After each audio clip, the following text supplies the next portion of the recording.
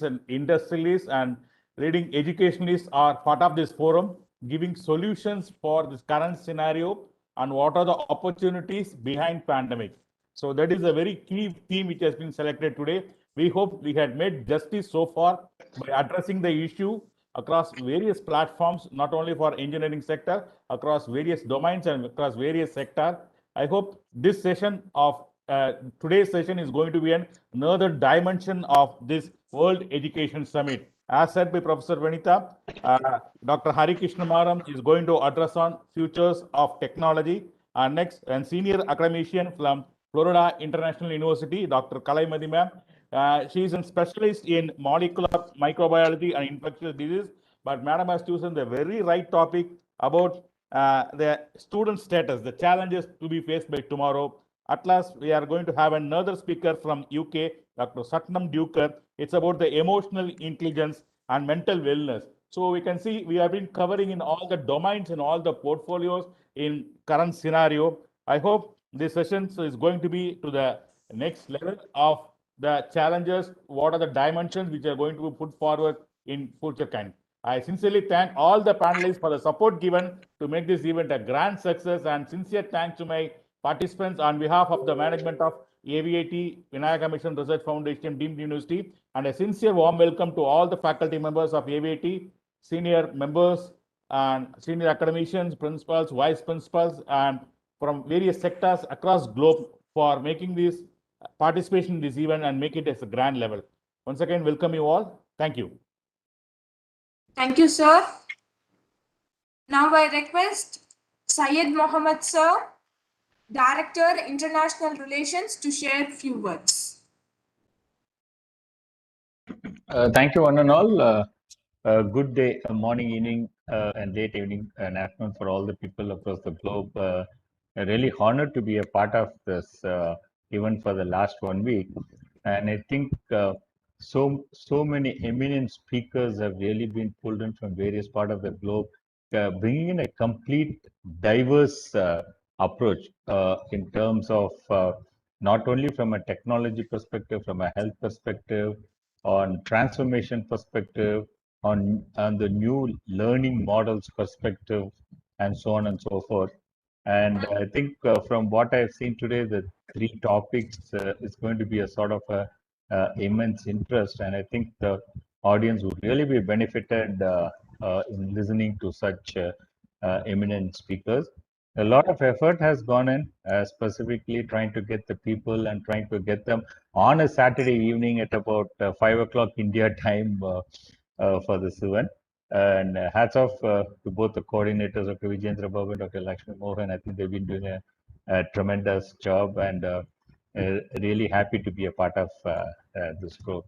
Thank you again. Thank you, sir. Thank you so much for your encouraging words. I'm so glad and happy to invite and introduce Dr. Hari Krishnan Maran, sir, Digital Brand Ambassador and Chairman of Vision Digital India, Director, Stayfit Private Limited, on the title Future of Technology. Sir has worked in the fields of management and management education, spans over 26 years. Sir has holding decade of experience working in leading MNC Novartis Global Pharma. He has illustration career in education and has served as a governing council member at AIMA, managing committee member CII, chairperson International Facility Management Association, vice president at Association of Indian Management Schools. Additionally, sir was a honorable secretary in Bangalore Management Association, treasurer Education Promotion Society for India, South India, Executive Board member of NIPM and chairperson Higher Education Forum Karnataka. His efforts in management education has been recognized on numerous occasions by the Government of India. Sir is also a part of the UGC committee. Besides being an excellent academician and educationalist, Sir is involved with a large number of CSR activities. He is a district chairman of Reliance International and trustee of Reliance Super Specialty Eye Hospital and Reliance District Service Foundation. Additionally, Sir is a chief mentor of the Green Initiative Bangalore Green, which aims at environmental conservation in Bangalore. Throughout his lifetime, he has received various awards like prestigious Knighthood Award from UK MTC Global, Top 10 Thinkers, Ramaswamy P. Iyer Best Young Teacher Award by AIMS, L. Batra Best Research Paper Award, Education Evangelist of India Award, Lions International President Medal, Karmavira Chakra Award, Medal of Honor from CIAC Global and Education, 50 Most Admired Global Indian Award from Passion Vista Magazine, Sunfo High Appreciation Award from Sri Lanka International Leadership Innovations, Excellent Award from Indo-Sri Lanka Economic Summit, and many more to add on. We are so happy and grateful to have you here, sir. We humbly thank you for providing your gracious presence to join our session, sir. Thank you, sir. Please take over the session. Thank you, and digital greetings to each one of you. And it is a great pleasure to be part of this World Education Summit titled Beyond Pandemic. And I would like to appreciate the efforts put by the Vinayaka Mission Research Foundation, Director Professor Syed Muhammad, and the coordinators, Dr. Vijayendra Babu and Dr. Lakshmi Mohan, and for a wonderful introduction by Dr. Vanita. And it is always a great pleasure to connect all the friends digitally now because of this pandemic. I think we cannot able to meet physically, so the only way is to connect people through digitally. And I think the AVIT is doing a great job of connecting all of us digitally. And I'm happy to know that last 6 days, this continuous learning process is going on through digitally. So what I'm going to talk is more on future of the technology. So I think now it is only the future of technology now. In the last 15, 16 months, I think the entire world is moved, especially in the field of education, into the technology. So more than 1.5 billion students from primary education to the PhD unable to attend classes in the classroom in universities and colleges and schools. Especially, I still remember the Vinayaka Mission University campus, huge campus, a beautiful campus in Salem. So while going Chennai, we keep seeing this campus. So campuses like this, not only the Vinayaka Mission, campuses like Harvard, Kellogg's, Wharton, whatever you name, Oxford and Cambridge, they are unable to do anything now because these all huge campuses we are unable to use. So entire world is moved into the technology side. So using technology, we are attending the classes. So when it comes to India, again, we are a largest education system in the world with more than 1,000 plus universities and 49,000 colleges, 9,80,000, closely 1 million primary schools. With all this together, we have a student strength of 450 million, which is one of the largest education system of the world. So some of the larger students, I think, half of 1.5 billion students, they are not aware of what is technology, what is a Zoom before the pandemic. And today, every student, whether it is a primary, school student to the doctoral student, there is only one option, that is attending sessions using the technology. So we are so much kind of connected and addicted towards this technology now through this pandemic. And the way the technology is going, I think the world is going to be completely to follow the trend of technology. So today, if I talk about the top 10 companies of this world, including the Amazon, including the Google, including the Microsoft, including the Facebook, including Tesla, these all technological companies which are bringing a lot of innovations, a lot of new things. So if you just look at the kind of market valuation these companies are creating, the companies which I told, like the Amazon, the Tesla, the Microsoft, the Facebook, Google, and Apple, all together makes more than 8 trillion economy. 8 trillion economy, which is the 3 times bigger than the Indian economy. Just 8 companies, and all these 8 companies are based in US again.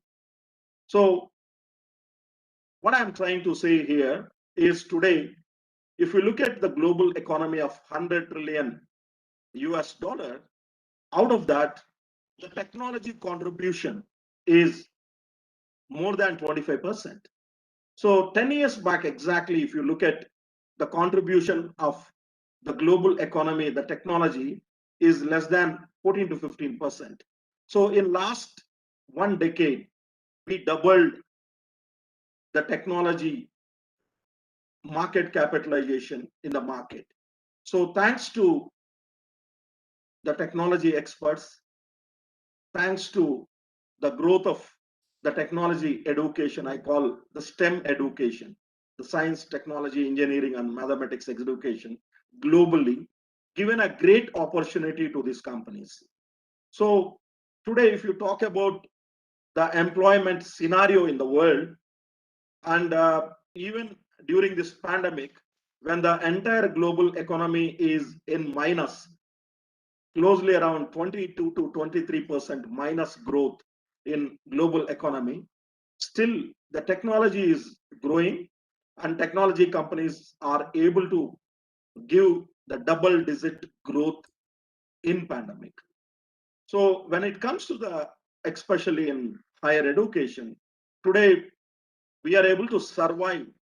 The campuses are able to survive because of these technology companies. The reason is the technology companies are helping to continue our education. Not only to continue our education, these technology companies are able to recruit our students. So when you look at overall the placement scenario in India, the last cycle and this cycle, more than 45 to 50% of the students, especially the leading engineering colleges and management colleges students, are placed in some of the best companies of the world, including the Indian companies like TCS, Infosys, Wipro, all these companies. So these all companies are able to perform better. That is the reason the students are able to get the jobs. So today, when I'm talking about the global economy, especially one of the leading economy in this world is US, definitely, with a more than $21 trillion market capitalization. So if you look at closely, um, the US economy, again, in this 13 to 14% of the contribution comes from none other than Indians who are settled in US, whether it is a IT engineer, whether it is a doctors, whether it is professors like our esteemed panel member. So these all people are making proud of our country.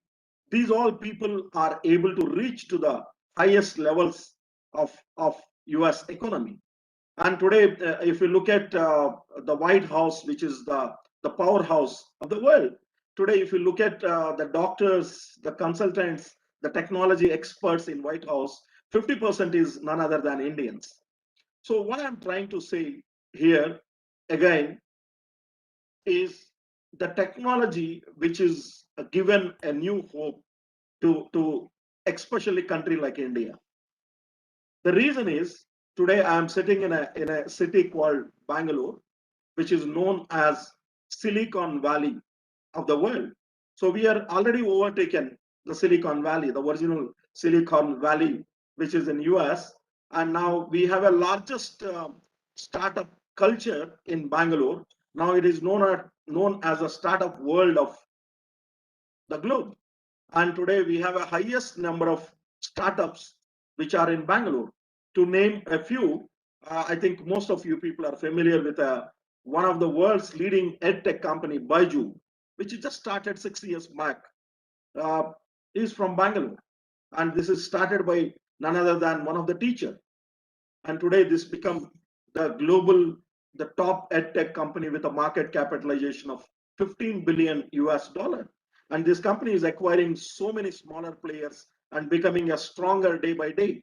So you have companies like Ola, you have companies like Big Basket, you have a huge number of companies which are created from, again, the Bangalore. So what I'm trying to say here, unlike other industries, whether it is a manufacturing, whether it is a textile, whether it is a cement, whether it is a service industry, the IT sector, the beauty of IT sector, if I take an example of the number one car rental company in this world, the Uber, every second, more than 8,000 people, they book cars using the Uber technology, that is the app. But they don't own a single tire of the car, but they're number one. The same way, the number one company in the world, the number one e-commerce company in the world, Amazon, they don't produce anything. They don't manufacture. So what exactly these all companies, even I take example of Expedia. So they are the number one hotel booking company. So you take examples of Make My Trip. So they don't own any hotel, they don't own any flights, but they are the number one travel company. So these all companies, what they're trying to do is they're just bridging the buyer and seller. So the number one e-commerce company, Amazon, what they just do is they just connect the buyer and seller. And the buyer and seller may be in the same apartment or the same house, but somebody is buying and somebody is buying, and they just connect through the technology. So that's how they are able to become the number one company. So today, the collaboration is the secret to become a leader in this world. So the companies which are doing a collaborative efforts, the companies which are doing, a great collaboration between the multiple companies are able to success. So this kind of a collaboration was lacking actually in education. If you talk about especially the Indian higher education, we always look forward to collaborate with global universities, not our Indian universities. We have more than 1,000 universities, but we never see that. So that's how when the pandemic is started, a lot of our educators, the professors, a lot of our students are not familiar with using these kind of tools to attend the classes. So I think within a short span of time, within a less than 15 to 20 days, everyone become an expert to conduct the webinars. Everyone is become an expert to organize conferences. Just imagine today, the same international conference, if AVIT would like to do physically, to bring all these people to the campus, the university, just imagine how much time, how much money, how much investment, efforts are required. Today, just using the Cisco WebEx meeting platform, uh, the AVIT is able to connect people from across the world. So thanks to the technology, which is helping people to connect, people to explore. And today, you cannot imagine how companies are progressing using the technology. Today, the currencies are changing. Today, you don't have a physical currency. Today, the bitcoins and the apps like the Paytm or PayPal, these all are overtaking the currency. So just imagine 10-15 years back, there will be no people visiting without visiting the banks.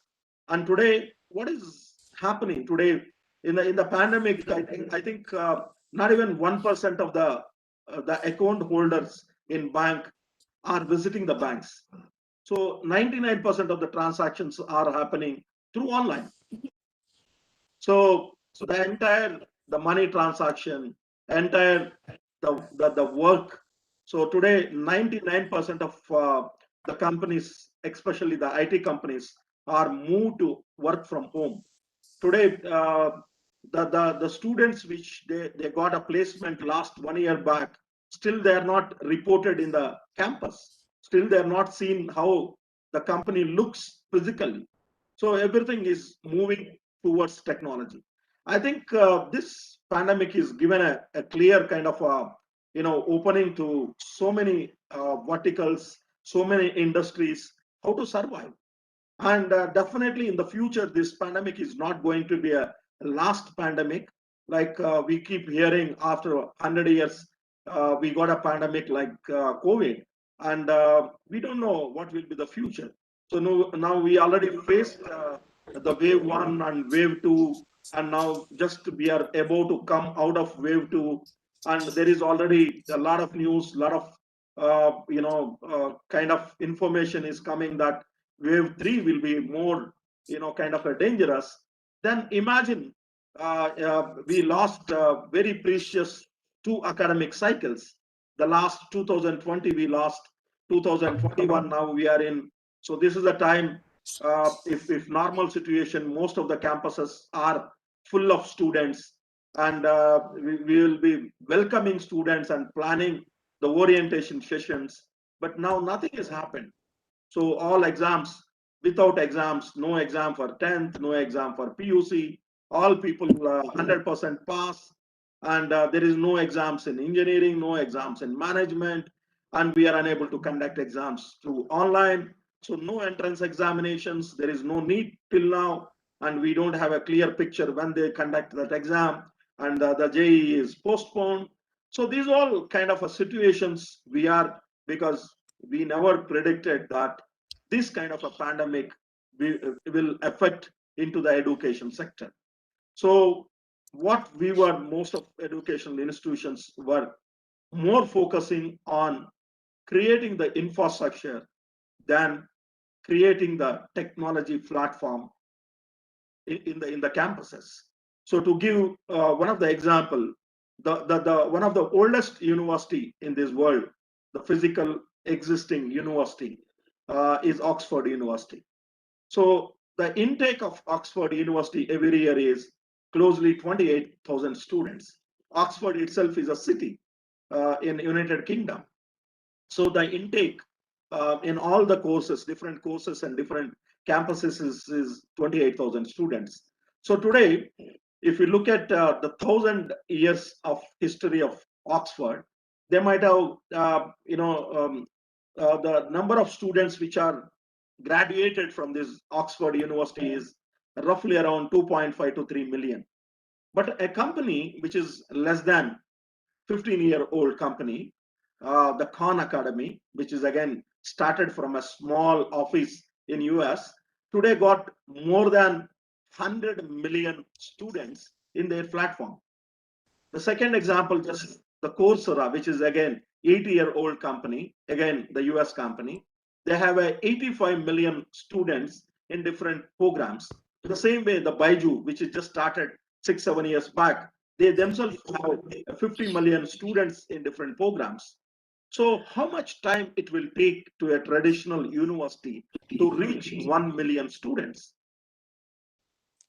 It's not going to be in 1 decade and 2 decades, because if you take an average 30 to 40,000 students, how much time it will take? Today, the technology is helping to reach larger people. Today, thanks to COVID, our professors are able to become international professors. Today, they are able to deliver not only to the classroom of 60 students, they are able to deliver classes to across the globe. So this was happening earlier from the leading universities like Stanford and MIT, and this is now happening with any university, even a smaller college in India. So thanks to, again, the technology which is helping this way. So to talk about our journey, to give an example of how we utilized this initiative, the technology drive is, yes, the Vision Digital India is one of the example where what exactly we do is we are just 5-6 year old organization. So where what we realized is technology is going to change the world, the way we live, especially in the education. So we collaborated with some of the best companies of the world, like IBM, like Google, Microsoft, Amazon, and we offer the certification programs in the area of data science, in the area of analytics, in the area of digital marketing, cloud computing, uh, artificial intelligence, uh, virtual reality, cloud computing, cryptocurrency, robotics. So these are the areas, most advanced areas where the number of job opportunities are available. We collaborate with universities and colleges and we deliver. So why I'm giving this example is when the COVID started in India in March 2020, we were geared up. We have a technology available. All our faculty was trained. So we are able to deliver sessions without any difficulties from the home, and the productivity is gone up because the faculty need not to. Earlier we used to go to physically to the different campuses from across India, and we used to spend a lot of money in traveling and stay and so many other activities. So now, due to this COVID, most of our faculty, they don't come to even office. They sit in their home and they deliver the sessions, and we are able to collaborate with a larger number of universities and colleges, and we already completed one lakh student training in delivering all these programs, and we are confident by 2025 we are able to reach to the 1 million using this technology, using these all advanced courses. So this is how uh, the technology is helping organizations. Because in technology, you don't require a huge money. So Baiju is started by one of the professor 7 years back, and today they have a large number of the field force, the number of people, and today it become one of the world's leading edtech company. The same way the Coursera, the same way the Khan Academy, the same way Upgrade. So these are the examples I am giving is the technology uh, companies which are able to reach globally with the technology platform. What they have is just a simple solution, how to use this solution to benefit to the people. So when there is a problem, there is a solution. The same way these all technology platforms are created. When there is a problem, this solution is given by technology, and that's how these all companies are able to become the global companies and able to reach the billion-dollar companies. So to give again an Indian example, just most of you people are familiar with, I think, Reliance Jio, which is again a very new company in Reliance Industries.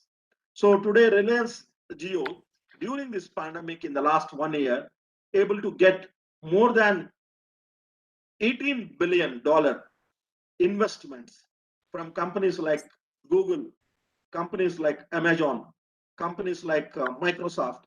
These all companies, they invested in Jio because Jio is completely focused on technology. And today we are talking about the 5G technology.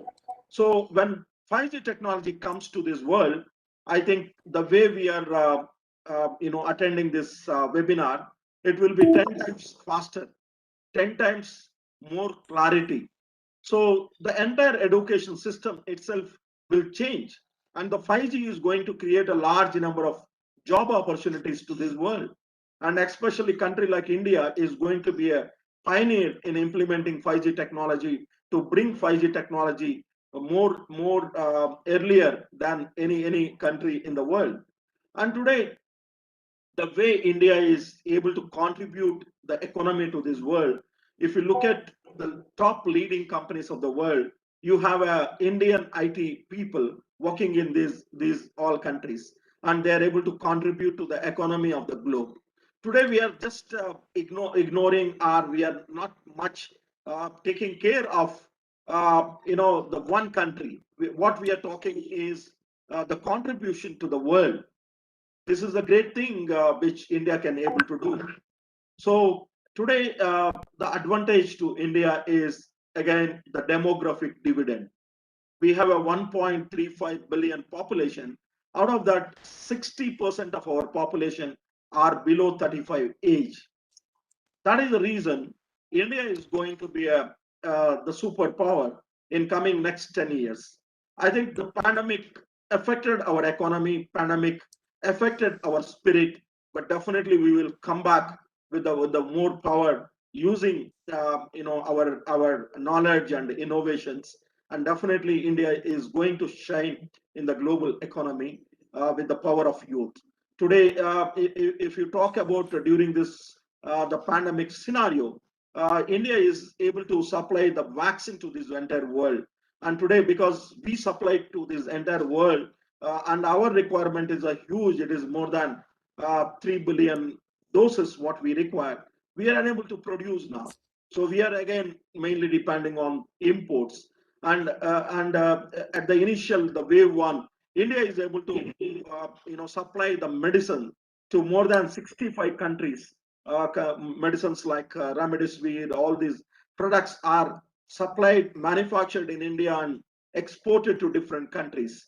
So everywhere there is a bit of technology involved, even in pharmaceutical industry today. Today, the innovation, today the vaccine innovation is happened just in a couple of months. Normally, to discover a drug, a vaccine takes a minimum 10 years with a huge investments of billions of dollars. But now, within a short span of time, even Indian companies are able to get the vaccine. And very soon, in a few weeks' time, India is going to come out with a vaccine which is going to be a most economical vaccine of the world, and that is already in the final stage from BE, the biological events from Hyderabad. And this vaccine is going to be a less than $1 the price. So what I'm trying to say today, the technology is connecting the dots, and technology is going to be a future, and technology is the only thing which we can able to create the wealth economy in this world. Again, to conclude, if you look at the top 10 richest people in this world, 10 years back, if you look at the list of Forbes, the top 10 richest people, typically out of this top 10 people, people from media, people from consumer goods, people from textiles, people from fashion are used to be in the top 10 richest people of the world. Only 2 or 3 people from the IT like Microsoft and these all come Google. Today, in the last 1 decade, what is the change happened is out of the top 10 richest people, 7 people are involved in technology.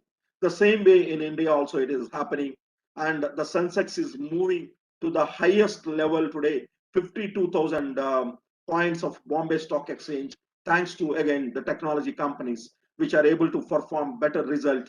And today, just a finest example of the platform which we are using, the Cisco WebEx. Just a year back, the number of users, and today the number of users, which has grown more than 2000%. Just imagine the Zoom platform, which is commonly used to connect everyone today, even the family people in the world, is grown more than 3800%.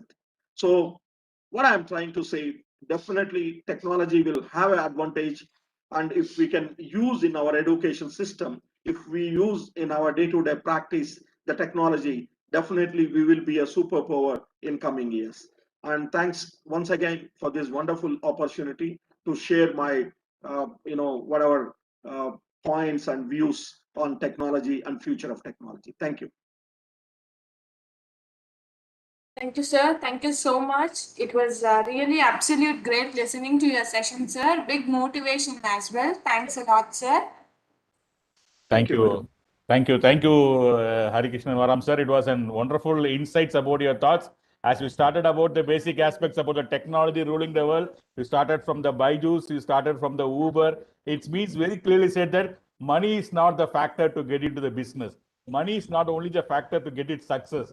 Money is not only the factor to excel in life. It's a very critical examples you have given over it. And you were touched about another point, which also says that about internet usage, because all we are getting into internet usages and all those. It says that's around 4.66 billion internet users worldwide. Especially in the last 1 year, the internet penetration is enormous, enormous. So it is giving us an opportunity to utilize this as a platform to make it our business to get into. Even the petty shops are getting into online delivery. So you are thrown enormous light over this existing technology, challenges, also the opportunities available. A sincere thanks for making this session very suitable for the Global Education Summit 2021 Beyond Pandemic. We have been happy and thrilled, sir. Wonderful session, sir. Thank you, thank you, thank you. Thank you, sir. Madam, questions have been posted in the chat box, madam. Yes, sir. Yes, sir. Many appreciations, and there is a question, sir. Shall I take the question, sir, with your permission? Please, Vanita madam. Yes, sir. Thank you, sir. Industry academia collaboration is very much lacking in our curriculum. Thereby, the graduating students to be industry ready may not achieve 100% success. So this is a question posted by Sivanandam, sir.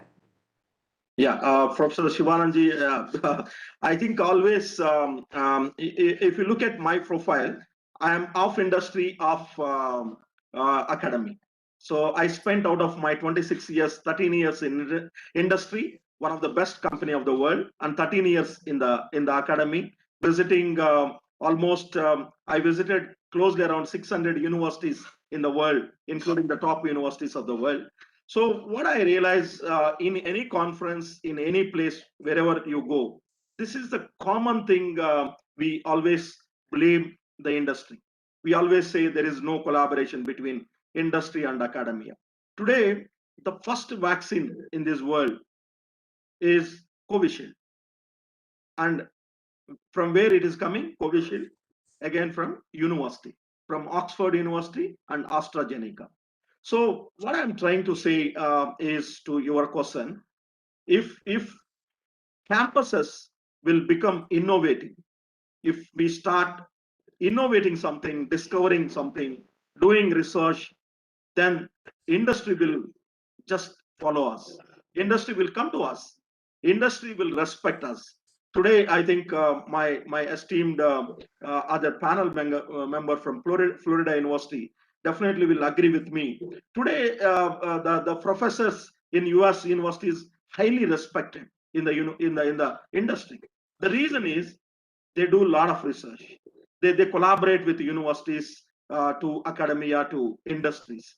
So that's why the industries will give a lot of respect and a lot of consulting assignments our professors take from the top companies of this world. So in India, it is lacking. Still, we are not realized the potential what is there with collaboration with industry.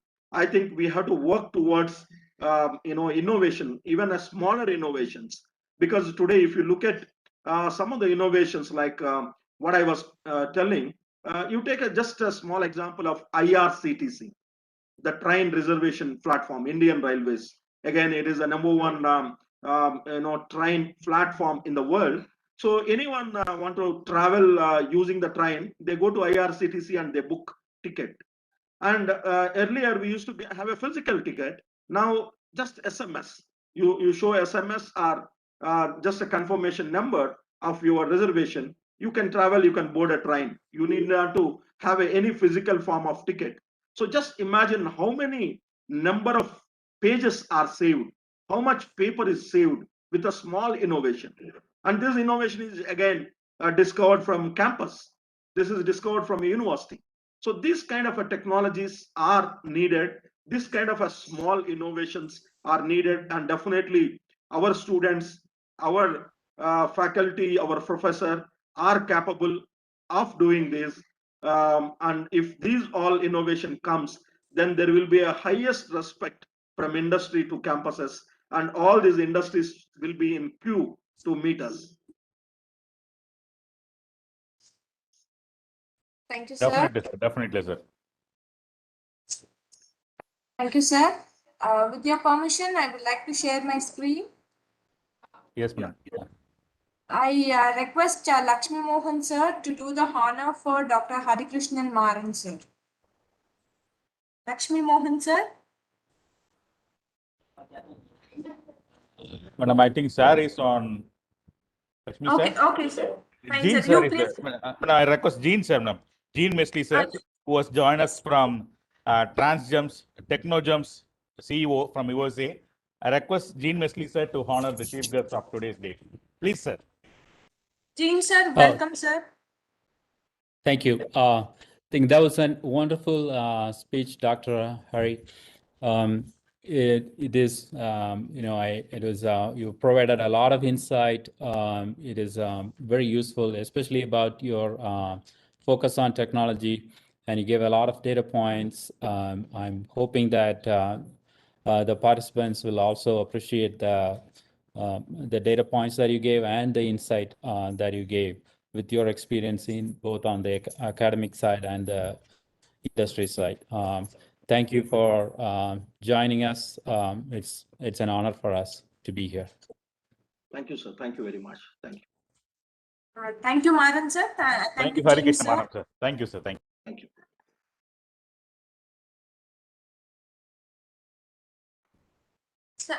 Sir, shall we go forward to the next session, sir? Yes, ma'am. Definitely, ma'am. Definitely. Yes. Thank you, sir. Thank you, sir. I am profusely elated to take an opportunity to introduce our today's guest of honor, Dr. Kalimati Madam, COM Chair and Professor, Department of Molecular Microbiology and Infections, Disease at College of Medicine. And Madam is going to deliver the talk on how to educate students for the challenges of tomorrow. So it's a great honor to introduce Madam to the August participants. Madam is a fellow American Academy of Microbiology 2020. Madam is inaugural recipient of New England Biolab's Passion in Science Award 2014, World's Ahead Professor of the Year 2011, co-editor-in-chief Journal of Medical Biology, Professor of Molecular Microbiology and Infection Disease, Florida International University, and Madam is holding academy as an academician since 1999. Madam is the first graduate student to form the first International Graduate Student Association at the university.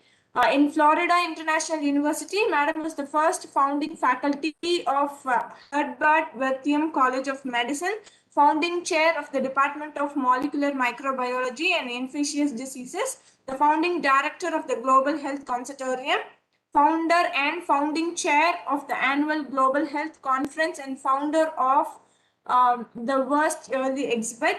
And Madam has served as an international advisory board or external assessor for several Asian institutions. And Madam is holding rich research profile with 120 plus publications and mentoring over 150 individuals at various levels.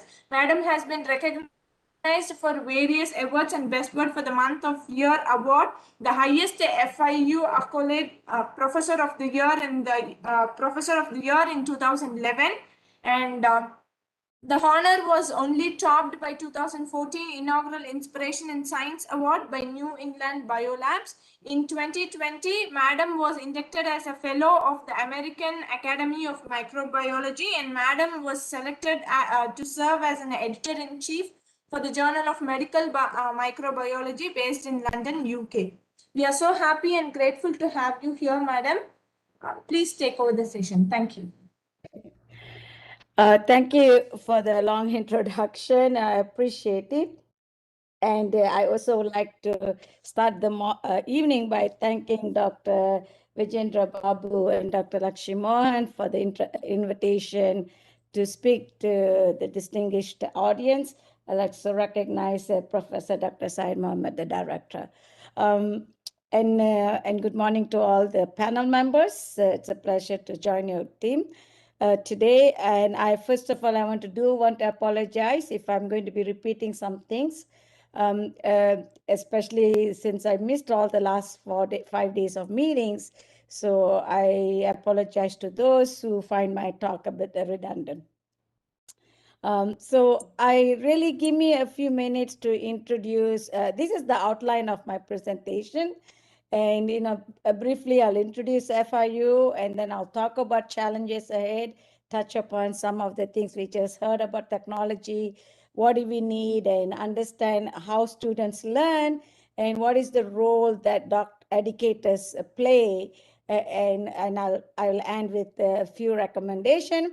It's by no means the best recommendation. It's every recommendations comes with individual, has to be individualized. So FIU is in Miami, Florida, and we are a pretty young institution. Our current student population for 2020 enrolled were 58, close to 60,000 students. We are second largest university in Florida, the fourth largest in the USA. We have over 9,000 staff members and about over 2,000 faculty members. We have 11 colleges, or what we call in Asia faculties, including medicine and as well as law and arts and architecture. And we have two, besides academic health, we have art, science, and education, and engineering and computing, very focused on STEM education.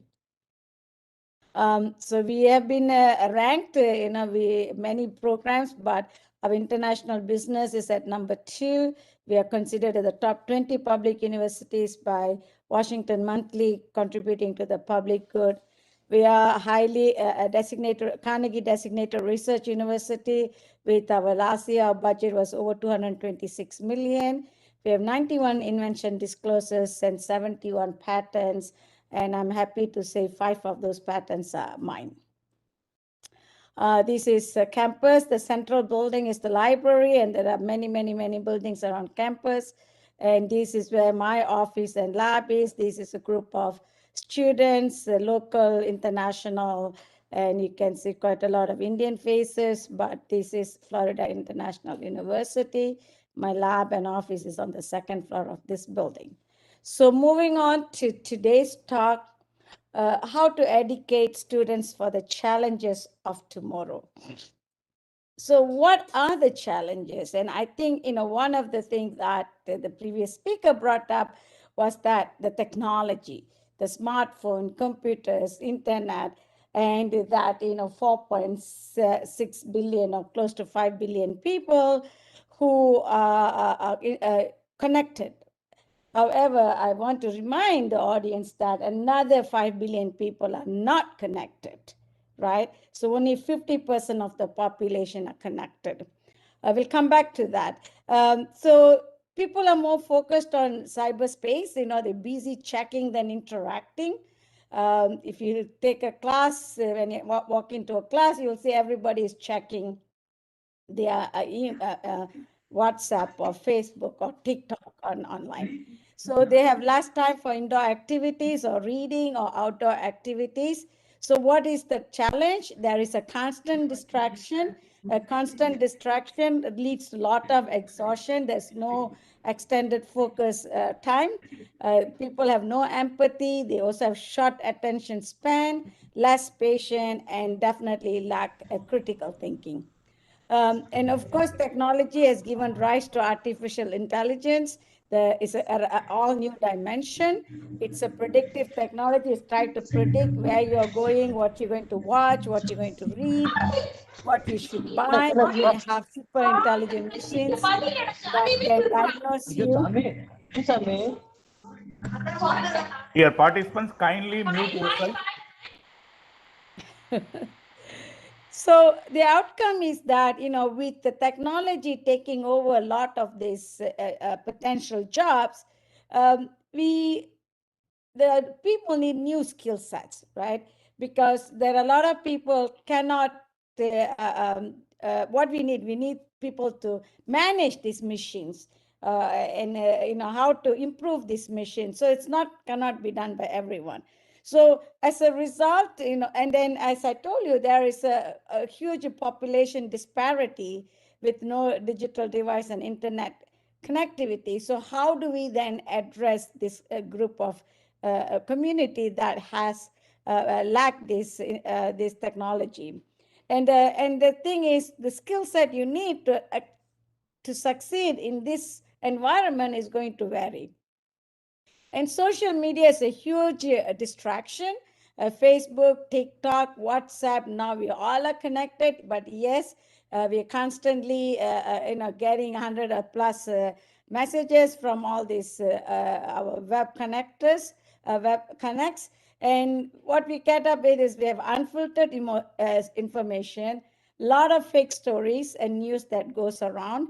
This social media also provides a safe haven for marginalized groups that are hate groups.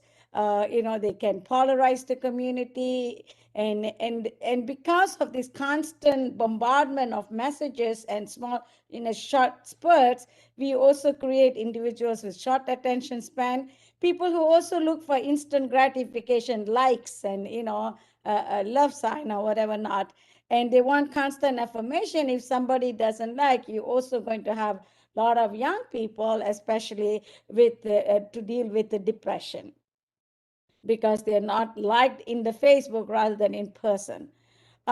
The pandemic certainly did a number on us. We all had to pivot from classroom to online. That resulted in loss of direct contact. Again, a pandemic or any kind of climate cataclysms will lead to disparity in the community, the haves and have-nots, and people who can use and cannot use, or have access or not to technology. So, the bigger problem with the pandemic and climate cataclysm is loss of lives and generations. We use a lot of scientists and educators, and then lots of parents. We're going to end up with a lot of orphans, as in many countries, the number of orphans have increased over the pandemic. And so many will get left behind, and this will stratify the population even further. Even though the pandemic may be temporary, 1 or 2 years, but it has long-term impact, and it will change the trajectory of what happens in the next couple of years. And then there is this huge information overload. And the information overload, in 1920s, we studied, genetics. We talked about Mendelian law of inheritance. In the 50s was DNA discovered, and as we learned about recombination. And then we moved to 2020s. We have all new things that we are learning, and it's constantly changing. There's more information before. And if you can see here, my student Amrita Saktivel, she's a Fulbright scholar visiting from Coimbatore, TNAU from Coimbatore, and she's logged in today. She's holding the book that was a textbook in 1977. And the first copy of this textbook was released in 1935. 42 years later, we had this thicker book, and another 43 years later, we have this large molecular and cell biology books. And many of these now are available as ebook. What is the problem? We now, as teachers or professors, we have way too much to teach. Can we teach as with the information increases? We have to find a better way to teach the students. The slides are changing, I assume, right? Yes, ma'am. Good. So the change is very, very rapid. And if you look back at the history, it took 86 years when we went from steam engine to electricity, and it took another 100 years from that to computers and automation. Now, since the computers came into scene in 1969, in 50 years, we have lots of things that our Dr. Hari Krishnan talked about. We have access to so many different things. So what you can see is that the change will shrink, continue to shrink. The time taken for change to happen is going to shrink. So then how do we deal with it? And what we need is people who have a mental flexibility, who can be a lifelong learners. So they make learning as a priority, and they keep changing with the time. They have to be nimble. You also evolve with the technology, but not enslaved by technology, like the smartphone zombies. They don't know when they're going to run into somebody else. But we also need some mental and emotional balance. I believe there'll be a little bit more discussion later here. And that the balance is, we have to accept that change is inevitable. You say, oh, I'm 60, I don't want to do anything, I'm done. I'm 50, I don't want to learn any technology. That's not an option. You say, you know, when my 83-year-old grandmother, my mother-in-law can learn how to use WhatsApp, why not you, right? So that's how I look at it. So you have to let go of the past because things will change and we have to change with new technology and new things that comes to us. So you have to embrace the future. So we have to reimagine education to create a global citizen, and which means we have to regularly update our curriculum. However, I must insist that we should not compromise basics. In other words, we have to teach them the origin of certain things, and then go into the current. And at the same time, we have to explore new modalities. How do we teach individuals with short life attention span, or individuals who can't think or who can't communicate? So there are many modalities have been tested, and I think you have to experiment with them. Definitely, we are told here in US, reduce direct lecturing. But even for lecturing, use well-developed lectures. There's no excuse not to find good lecture material with the internet at our fingertips.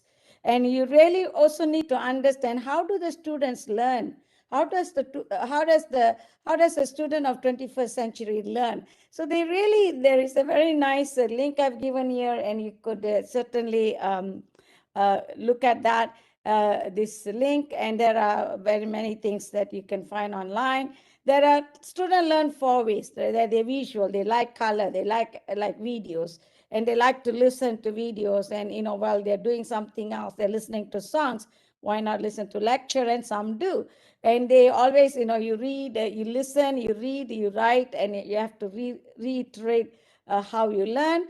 And the thing that really has caught everybody's attention is kinesthetic. Kinesthetic is how they learn as a hands-on experience.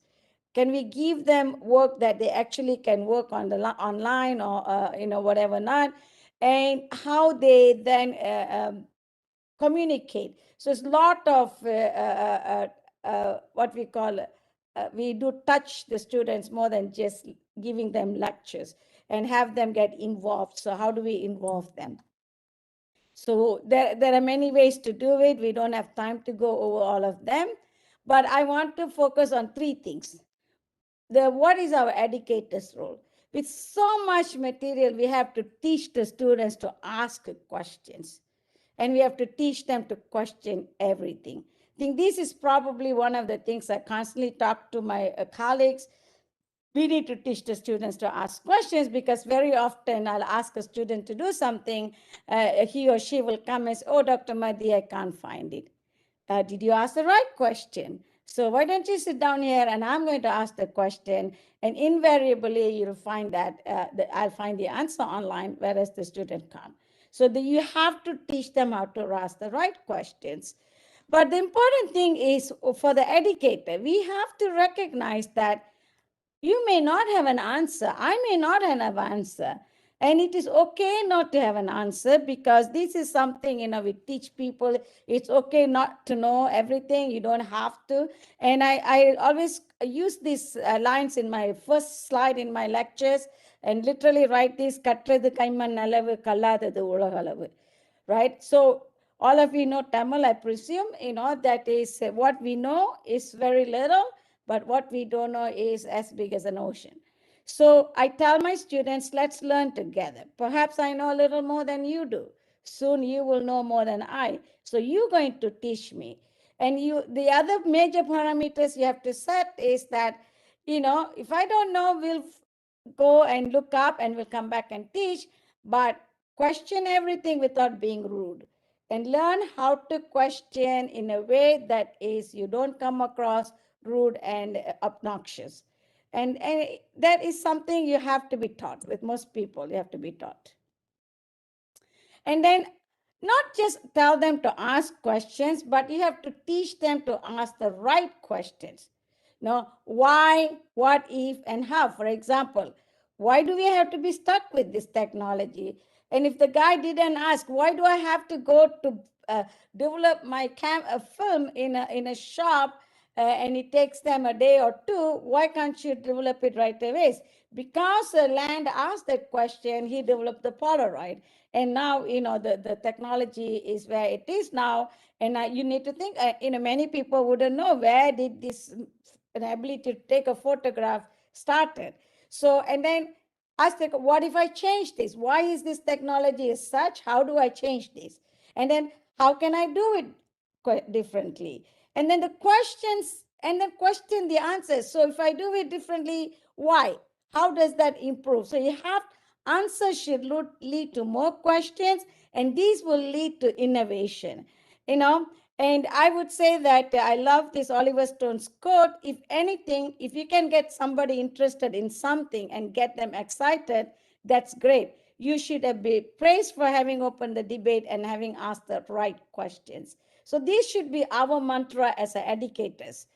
And you have to teach and practice fact check. And in this era of internet, this amount of fake news is mind-boggling for me. I'm constantly fact checking for others, because I do a lot of lectures on vaccine. There's tremendous amount of fake news going around, and you read it. Oh, this looks great. I should forward it before even you fact check it. Is it something real? And that again is ask the right question. Is Singapore not listening to WHO? A fake story. It is a fake story. So you got to consider the source, read beyond what you're looking at, check who sent it to you, who's the author, is this person a credible or real? Did we lose the video? No. I'm not sharing has been stopped now. Sharing has been stopped. My sharing has stopped? Yes, madam, I think so. That's weird. Okay.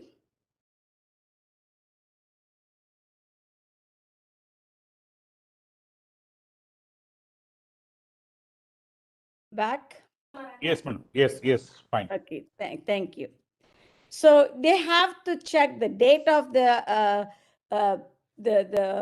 information. There was information from 1990s was going around, and I looked at the date. This is nothing to do with now, right? So check the date. Question, is it a joke? If you read something so crazy, you should say, is it a joke? Is it real? Check your biases. Even you may have your bias. So these people also tap into your own biases and then create groups of people.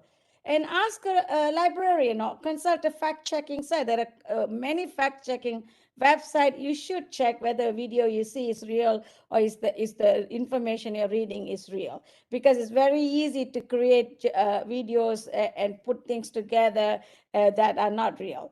So we should certainly teach the students to do that. And certainly we ourselves should learn how to do fact check. And the last two things is that I would say set aside playtime. These students have very short attention span. They recommend that you should change or stop every 20 minutes. It's okay if you don't finish everything you plan to teach, because it's way too much to teach anyways. And do encourage them to have play, explore, discover, right? Or you can ask them, oh, why don't you come and do a multimedia presentation, something outside the topic, and report back in a 2-minute session. So you sort of encourage their curiosity. And I always send the students to go look up a book and say, hey, come and tell me, and we will talk about it. And you sort of create interest and excitement in students. Teach them to be curious. I think that is the most number one things for innovation, right? You rekindle their curiosity, and ask the question, how do we know chromosome is made of DNA? How did they do that, right? And, 3-year will ask, why is the sky is blue? Or why is there things floating in the on the water and some things don't float? The children are young and they're curious, they're open mind. And at some point, we teach the kids to shut up and give them a cell phone to play on the internet. And you now stop them from being curious. And I think as educators, we bring back the curiosity in the classroom. So only then they will grow into creative, critical thinkers. So and here's another wonderful quote: if students leave school less curious than they have started, we as educators have failed them. They have to leave the school and say, oh my God, I will never forget Dr. Mati, what she did for me, how she got me into thinking about something that I never thought of or never questioned. So I always enjoy listening to my students when they come back and tell me how I've changed their life by making them a little curious, make them question something. So I will end with this recommendation. The one is that these two books, I find them quite interesting, and I will definitely recommend a read. A more beautiful question, the power of inquiry to spark breakthrough ideas, and how to lead with questions, and how you can find the right solutions by knowing what to ask. When a child comes and asks you, I want, what do you want? If you don't know what you want in life, it's very hard. And I think it's important that every students, young people or all need to have a focus, a goal in life, and work towards goal. The 4 important things that I want to leave with you is that teach them how to be curious, how to connect and collaborate. Only then can you create and innovate.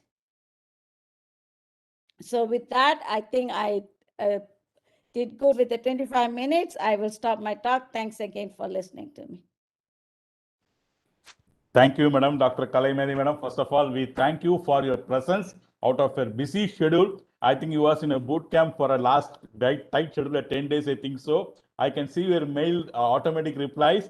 Sorry for disturbing you, but no other way. We want to disturb you for the benefit of this society, for the benefit of transforming energy. As from the Indian settled in USA, we want to get back all the strong points to put it percolated into your to our mother country. That's the first thought process which made us to get it united.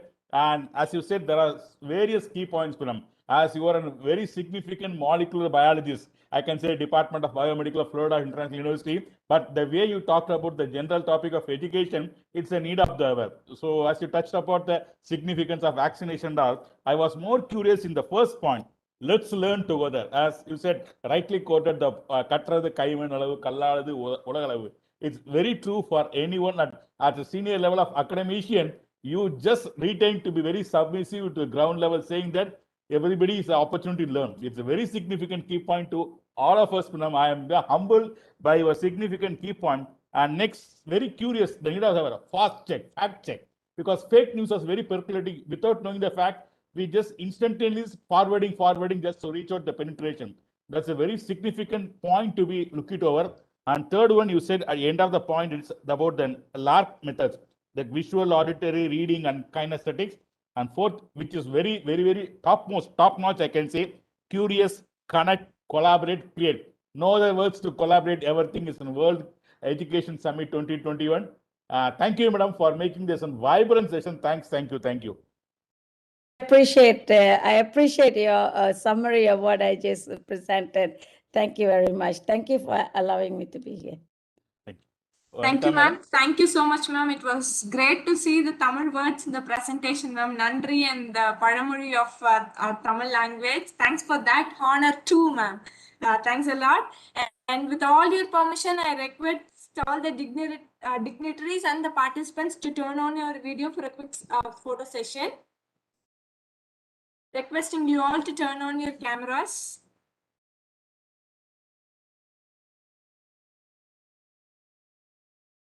Let me move out of the floating. Yes, madam. Yes, madam. I think I welcome Dr. Satnam Duker from UK. Welcome, Satnam, for the panel. Thank you, Dr. Vijender. It's really lovely to be here. Very lovely to be here.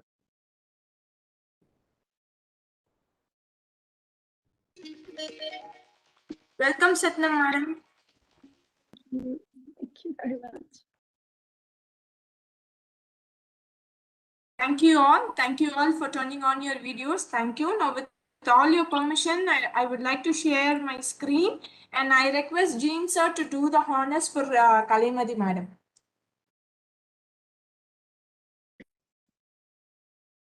Jean sir. Doctor, yeah. Dr. Kai, this is Thank a you, sir. wonderful presentation. You touched a lot of great points. As Dr. Babu summarized, it is very useful information. I definitely agree on a lot of points that you mentioned.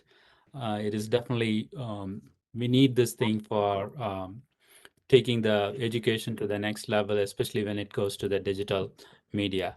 Thank you very much. And it was a pleasure having you on this as a guest today. You're Thank most you, madam. welcome. You're welcome. Lakshmi Mohan sir is facing a network issues. He was not able to join now. He has conveyed his messages and wishes for your presence and for your support, madam. On behalf of Professor Lakshmi Mohan. Thank you. Thank you, Welcome. ma'am. Thank you. Thank you, Kalimati ma'am. Thank you, Jean sir, for honoring. Shall we proceed forward, sir? Yes, madam. Yes, madam. Yes. Thank you, sir. Thank you. Now, in order to honor our sponsors, now I request to share the videos of Salem Infotech and Nila apps. Sam sir or Karthik sir, can anyone do it?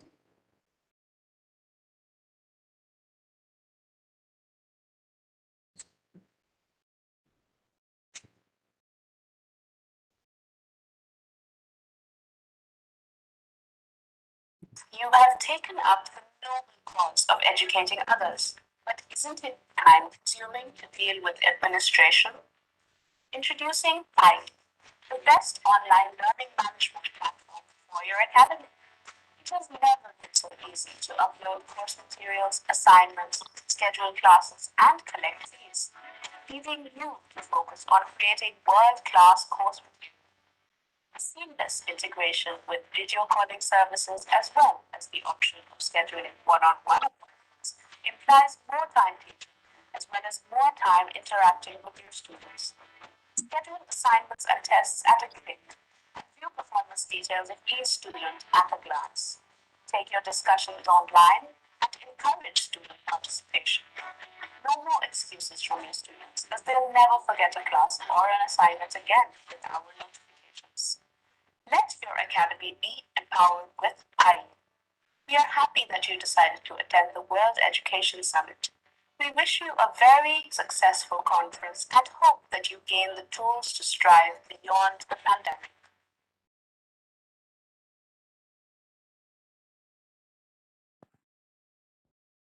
So kindly play the Salem Infotech video as well. Over 18 years of experience in various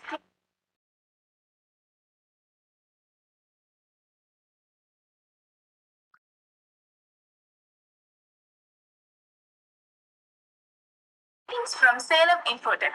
With over 18 years of experience in various cloud-enabled services, legacy, emerging tools and technology, application development services, project program management services, software maintenance services.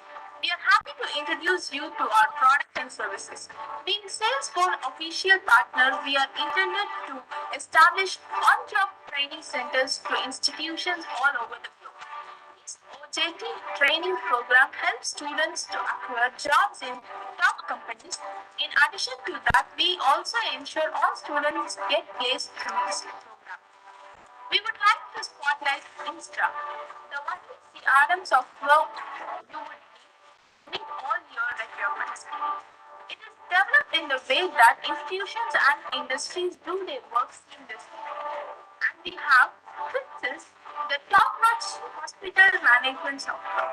The experience in working with bodies like Maryland Department of Health, Mississippi Department of Human Services, Pioneer Medical Technologies, and many clients in healthcare industry, we have developed the best hospital management software ever. To know more, feel free to contact us and visit our website www.salem.infotech.com. We are happy to be a part of this World Education Summit 2021 Beyond Pandemic. Enjoy the conference. Stay safe, stay strong. Thank you, sir. Thank you for sharing the videos of our sponsors. In this regard, now I request Sri Jean Mesli, sir, CEO Technogems International USA, to deliver the presentation.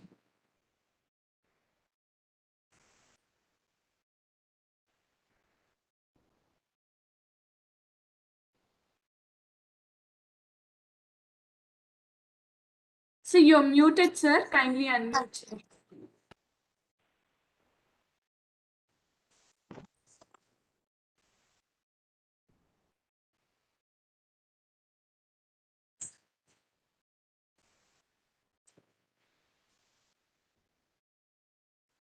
So we can able to see the slides, sir.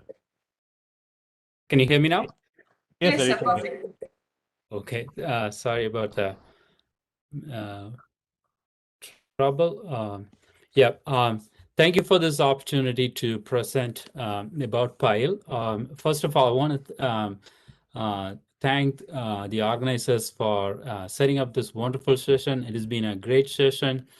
I missed a lot of the sessions, to be honest, for the past few days. Dr. Hari, Dr.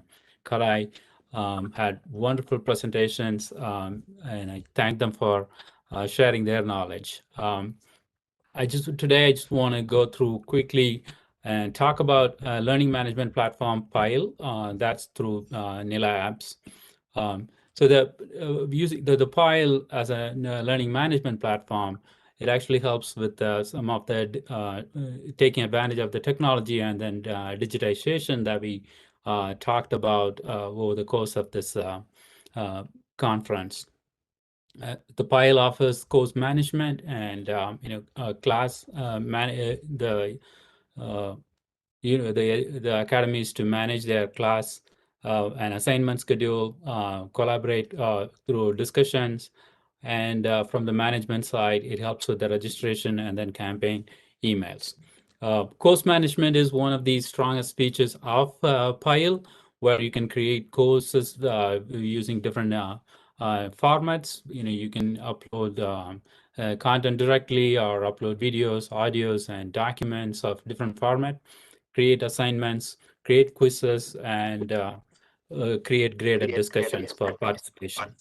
The grading management features allows you to set up different grading rules for different material, which helps them, helps the lot of the academic, work focus, just the educators to focus on the academic portion of that, and then the mundane tasks such as grading, assigning grades, calculating those grades, and all that thing are handled by the platform.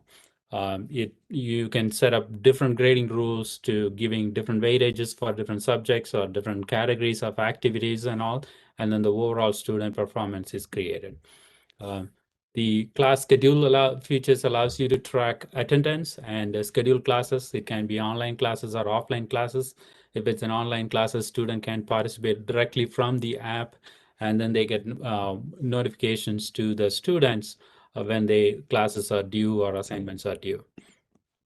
The discussion features allows the students and the instructors to create different discussion topics, and then in a moderated way, so that way the students can discuss about any topic of the class or have general discussions, and they can even have graded discussions where the instructor can assign grades based on the participation of the students. And it can schedule these topics in advance so that these discussion can be when the students are available to make comment can be limited. The registration, the PILE platform helps on the administration side also.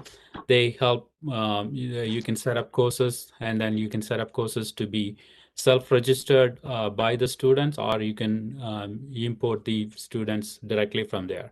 For institutions, if they want to set up the platform to handle their payment, the PILE platform allows them to get payments also online.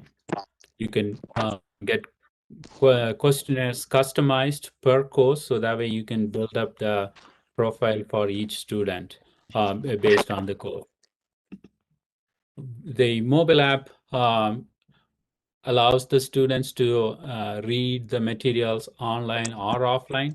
A lot of the places we still have internet access limited, So this feature allows them to download the materials when they are in a connected place and then view them offline.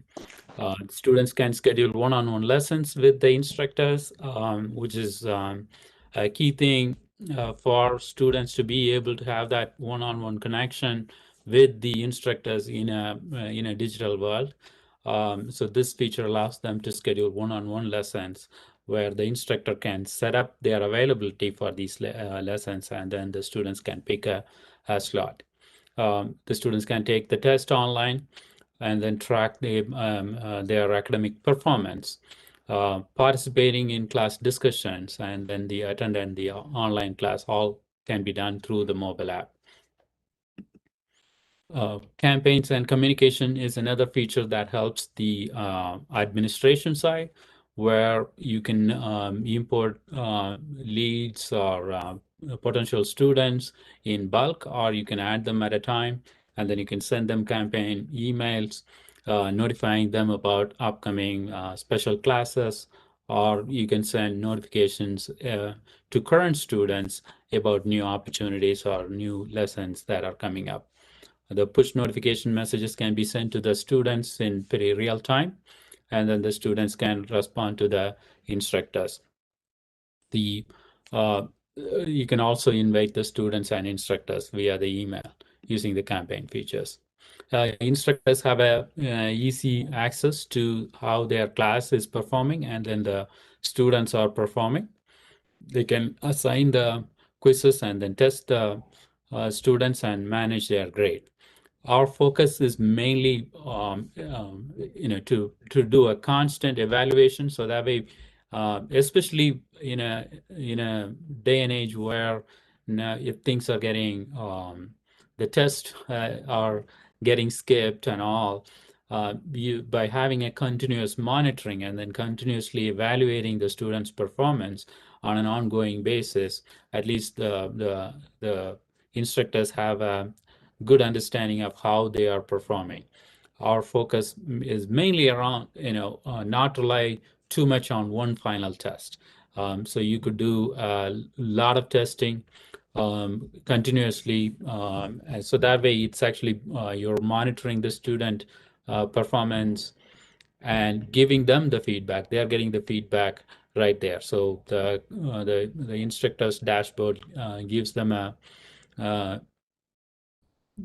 key performance indicators, such as how much classes they have attended, how many materials they have gone through, what's the assignments they have, how many assignments they completed, the discussions they've been participating, and then get a clear understanding of where they are, how they are performing in their materials.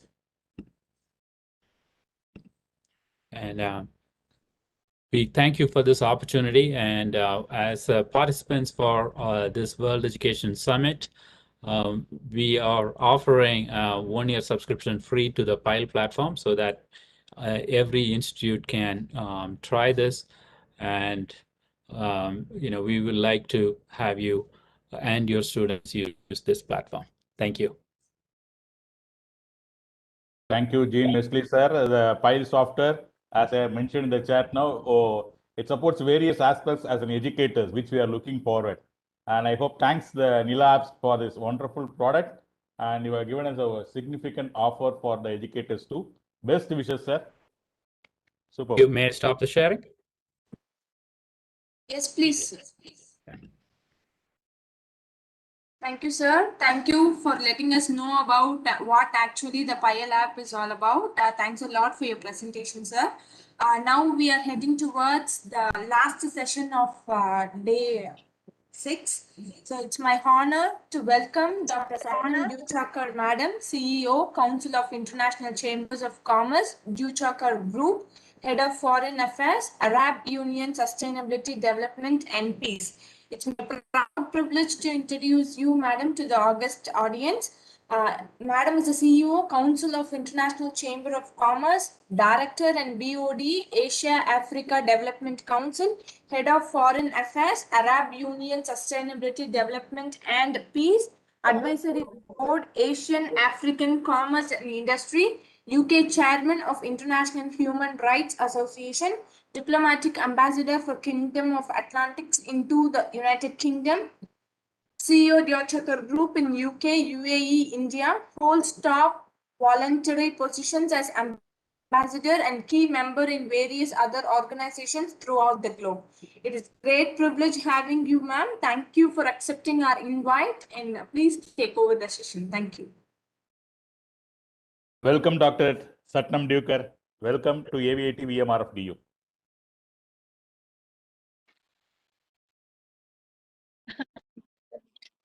Thank you very much, Dr. Vijendra Babu. First of all, congratulations for hosting such a innovative seminar, bringing the World Education Summit and talking about all the possibilities we have beyond pandemic. So my congratulations again to, I think it's the Vinayak Mission Research Foundation. So thanks again for this wonderful opportunity.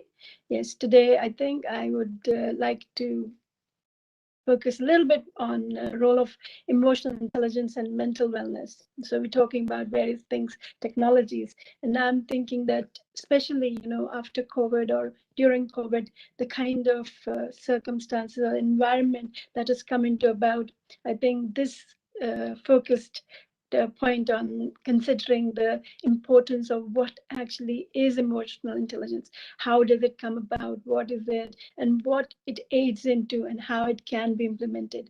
So this is what I want to talk about today. So firstly, I think we'll need to understand, a little bit about what is emotional intelligence. So otherwise it's known as emotional quotient. Am I audible? Yes, you are audible. Are you sharing any screen or just want to talk? No, I'll be fine. I'm not sharing any screen. Okay. So I'll carry on. So the emotional intelligence, in normal words, we call it the emotional or the intelligence quotient.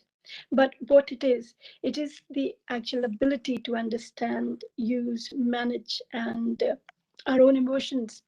And how do we manage them in a very positive way? So the first thing is how effectively we can manage them in a sympathizing way. What do we actually do with it? So we relieve stress when we communicate effectively.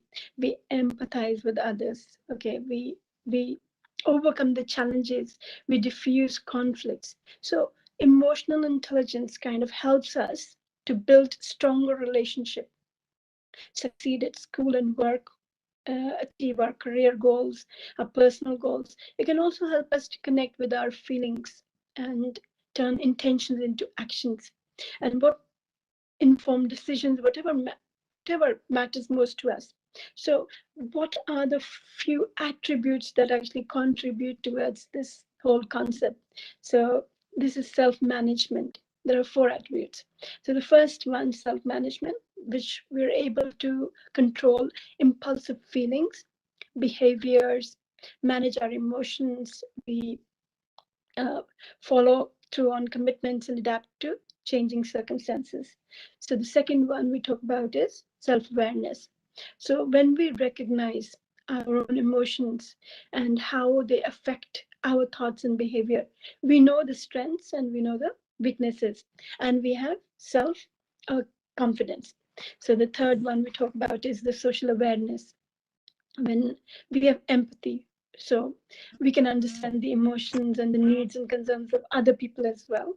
So we pick on the emotional cues, we feel comfortable socially, and we recognize power dynamics in the group or organization. And the fourth one we're going to talk about is the relationship management. So when we know how to develop and maintain good relationships, we communicate clearly, we inspire, and we influence others. And I think all these attributes, they help us to work well in a team, and they help us to manage conflict. So what we're trying to understand is, why is emotional intelligence so important? Why do we focus on it? So as we know, it's not the smartest people, or it's not who are the most successful people or the most fulfilled people, they are the most intelligent. See, we see probably people who are academically brilliant and still socially they are not as successful, and at work in their personal relationship they still struggle. So what is intellectual ability? What is intellectual ability or your intelligent quotient? How will it help? So that is still not enough, we see, to own, to achieve success in life. So the IQ can help us just to get into the college sometimes, but it's not, but it's the EQ that will help to manage the stress and emotion when you're facing your, say, for example, challenging situation, like even for students, like the exams or their performance or their interviews or anywhere where they have to come up and they have to stand and face a situation which they have to be prepared for. So when they build off one another, that is the existing tandem and the and obviously, like I said, this is something that will give them the confidence, that is built up in time. But the good thing is intelligence quotient or the emotional intelligence, they are not inbuilt. They're something that you learn in time. They're not like something you're born with. So gradually in time, with experience and with techniques, you can actually enhance your skills. So the performance of the students in the schools is how it works is how emotional intelligence can help to navigate the social complexity in the workplace. So if we think about that, um, lead what we're trying to understand is how students can grow into working into a very complex environment, but having their own aptitude to deal with it. So we see that in high emotional intelligence can help you help people to navigate the social complexities of the workplace. They lead and motivate others, and then they excel in the career as well. In fact, when it comes to gauging into important job candidates, many companies now actually even make a very I think prominent requirement, and as a EQ testing. So that's something that I think wasn't a trend way before into employment sectors. But I think now they're trying to have, they now try to rate emotional intelligence as important as technical ability and employ EQ testing, like I said, before hiring.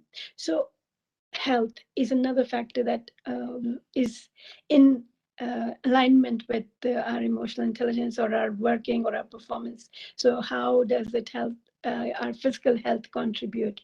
If we're not unable to understand our emotions, we're probably not managing our stress either. This will obviously lead to a lot of health issues. We certain times, hear about people complaining about having nerves, specifically when they're trying to appear in an interview, they're trying to go into even relationships, people have nerves they can't overcome. So a lot of these things, they have some physical conditions that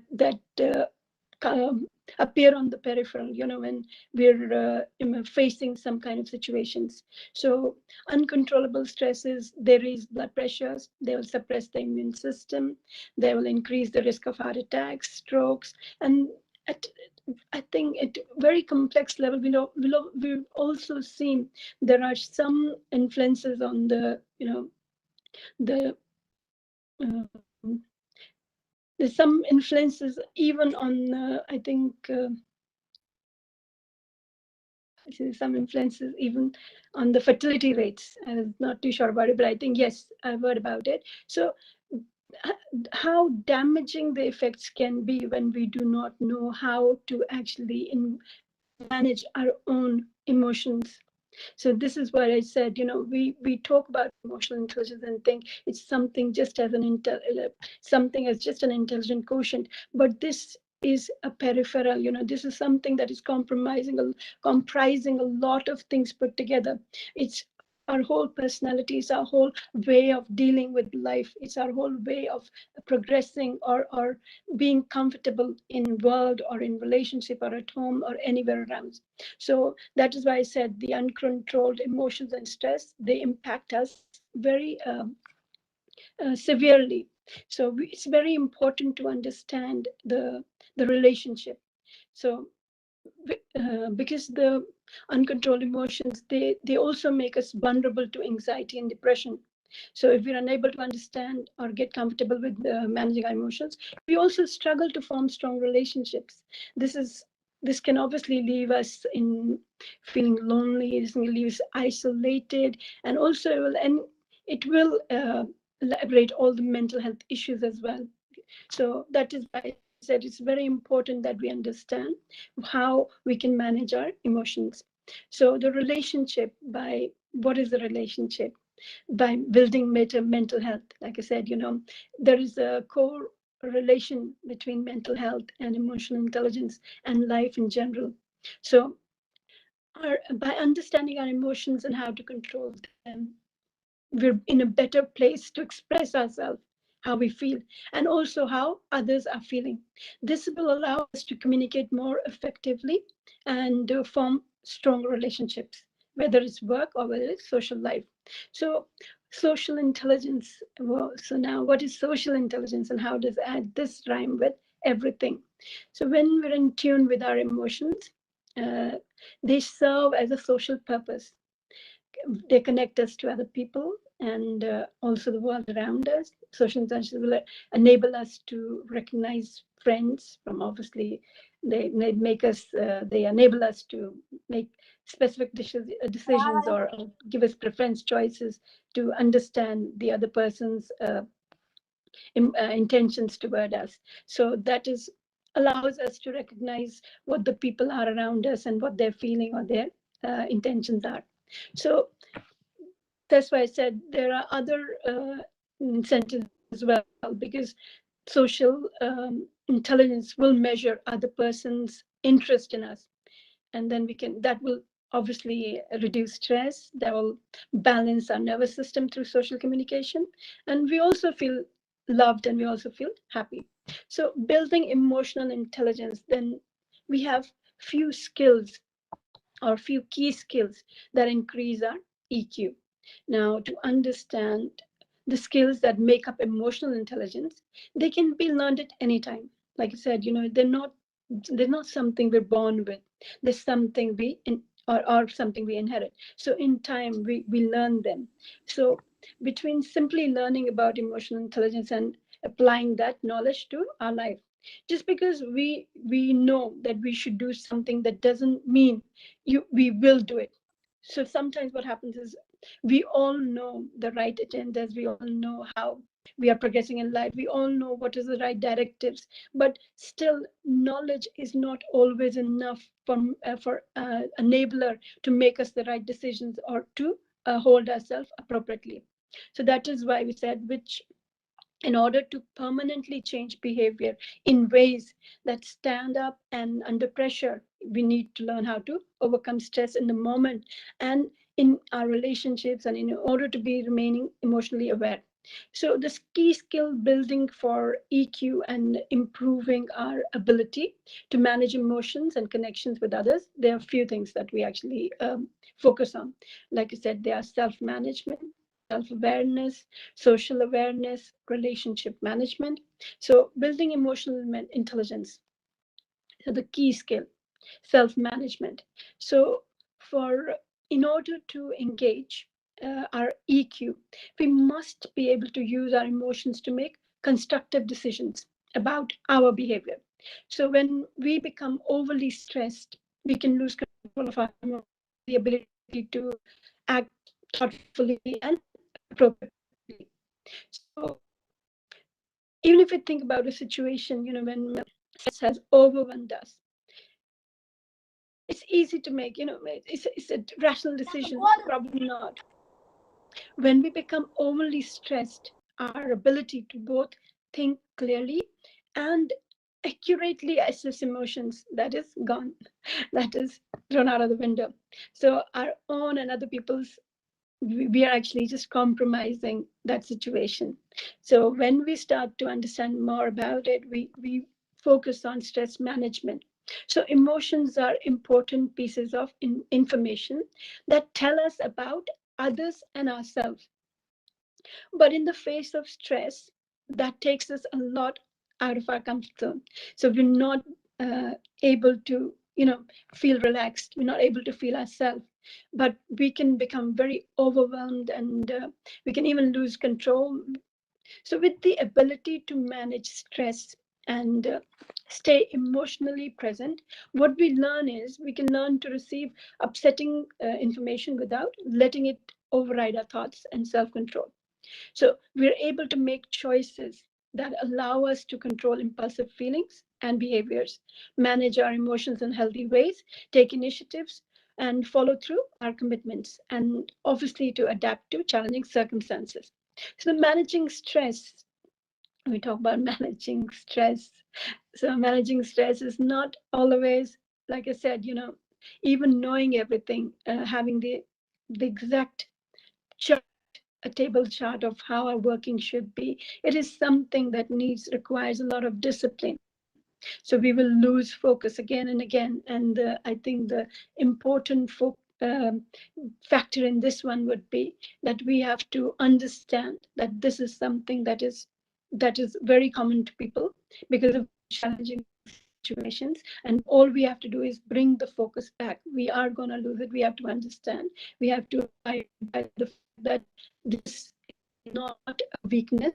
This is not a disorder. This is not a misdiagnosis. This is perfectly genuine situation which can occur to a human mind or a person, just because there is a lot around us. So managing stress is just the first step to building emotion intelligence. So that indicates that your current emotional experiences like a reflection of your early life experience. So your ability to manage core feelings such as anger, sadness, fear, joy, they often depend on the quality and consistency of your early life. So your early life has a lot to play. It plays a very vital role because of how your upbringing was, and the experiences and all that you went through in your early lives, that given you a lot in your subconscious mind. So sometimes the fear, sometimes the discomfort, sometimes the negativity is sitting right inside us, something that we are not able to change. So how do we let go of it? How do we actually constructively manage our own mind? So like I said, if our emotional experiences as infants were confusing, or there was some threatening behavior, or there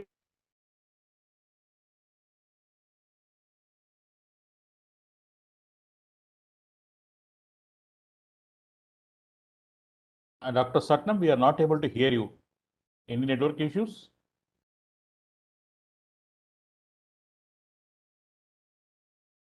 Dr. Satnam?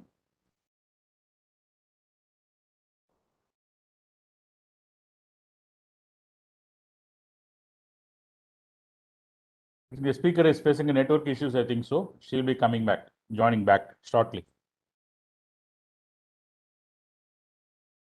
Sir, I think there is a yes. Yeah, network issue. Still getting back.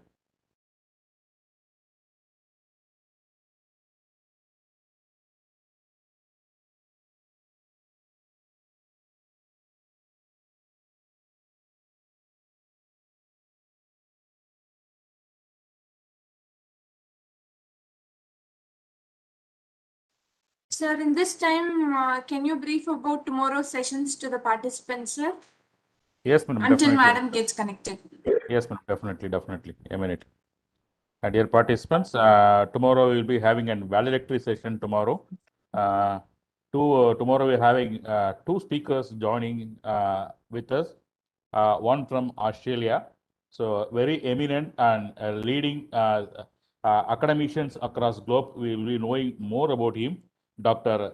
Anup Swarup, Chairman, Center for Global Networking, Non-Skilling Hawaii, and founder chairman of Global Knowledge Alliance, former vice chancellor of two universities, Jagram Lake City University and Shobit University, formerly UN representative, and he was in significant post held by Government of India. He is now settled in Australia. Sir is going to address on the paradigm and the percepts of emerging disruption in global higher education landscape, followed by Dr. G.K. sir. We will be calling more prominently known as Dr. G.K. Dr. G. Kulandeveru, Professor, Department of Electrical Electronics and Communication Engineering, National Institute of Technical Teachers Training and Research, Government of India, Ministry of Education, Chennai. Dr. G.K. sir is going to address on integrating ICT in education to address Industrial Revolution 4.0. So both topics are being apt to our World Education Summit.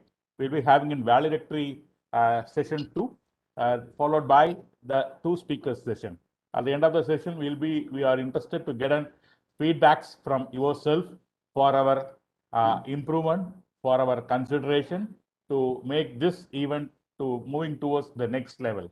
So this is the plan which we are going to be scheduled tomorrow. In the meantime, we will be posting all the feedbacks as per the program schedule like today's and tomorrow. Based on the feedbacks of active participation for all those days, the international participation certificate signed by the international delegates will be shared by you shortly within 3 days after the end of this event. I will be posting all those details in the Telegram group. So be touched in that Telegram group. Yes, Satna, please. Madam has joined back, sir. Apologies, I faced Network issues. Network issues. I didn't realize then that's okay. So I not okay. Well, we'll reconnect and we'll start with mindfulness. So, like I was talking about, how our subconscious mind has taken on so much from God knows wherever, and that is something that is holding us back. Sometimes we try to make progress in life. We're trying to progress. We're working on a progressive route, and then we realize that there is something that is holding us back, which we don't understand. But that is, like I said, I was trying to explain this. There's a lot of it is inside us. So if we're trying to not accept the situation in a positive way, sometimes we have to understand that that could be that could be how we've perceived situation in the past and how it's affected us. So how do we let go of these kind of feelings, emotions, and how do we actually loosen ourselves and relax? Because, like I said, there has to be a procedure, there has to be ways that we have to understand that we need to adapt with to come out of these challenging situations. Because everyone, I feel like a lot of students, they have a lot of pressure. I'm talking about education, even in general life, you see, people have to put up very brave faces. But again, there's vast emotions, mountains, and of emotions inside which they have to hide, sit behind. So that is why I think not just in education, in entire as a uniformity, I'm just talking about how we should focus on certain things that would actually alleviate that kind of situation or pain or that kind of experience. About mindfulness. So mindfulness is the practice of purposely focusing on the moment and without judgment. So very important that when we're trying to focus, we try to understand that at that moment, we do not judge our own self, or we do not put the perspective of the surrounding around us. So at least we give that moment to us and try to relax and get to the bottom of it. So the cultivation of mindfulness, it does have roots into Buddhism, but like I said, most religions include some type of similar prayer, meditation technique, or whatever. So mindfulness means anything, not saying just a prayer or not saying just a thought or meditation. It can be anything that would calm you down. It could be just some very relaxing music. It could be any kind of, even a thought, but normally music, it kind of sways you away. So some peaceful music that would relax your mind. So that can shift your preoccupation thoughts towards an appreciation of the moment, your physical and your emotional sensations, and it can bring a larger perspective on life. So mindfulness, like I said, it will calm and focus us, make us as more self-aware in the process. So emotional awareness is important, that we learn how to manage stress. That's what we're trying to understand. But so that we feel more comfortable reconnecting to strong or unpleasant emotions and changing how our experience and responding to other feelings. So what we do is we can develop our emotional awareness by using these techniques, like I said, on mindfulness. So then the other thing we talk about is the key skill, that is social awareness. And social awareness enables us to recognize and integrate the mainly the non-verbal causes and we're constantly using to communicate with us. So these cues, they let us know how the others are really feeling. So we have an insight into this is the body language, your expressions, and someone's the whole aura when they're sitting in front of you. So this is the social awareness. When you relax, you will have more ability to understand that. If you're quite stressed, you're focused is somewhere else. Even when someone's trying to tell you something really important, or they're talking to you, you will sometime realize that you're not able. You're listening to them. You're there, but you're not actually. You're lost in the moment. You're somewhere in your own sphere. You're somewhere in your own space. You do not connect with what's happening in the moment. So you'll see sometimes, even sitting down, you've lost your own whereabouts, and you're so engrossed into your thoughts that you don't realize where you are. So that's why I said social awareness is something that develops with emotional intelligence and mindfulness. So that is from moment to moment, that is what we realize what is more important to us. That is bringing about by social awareness.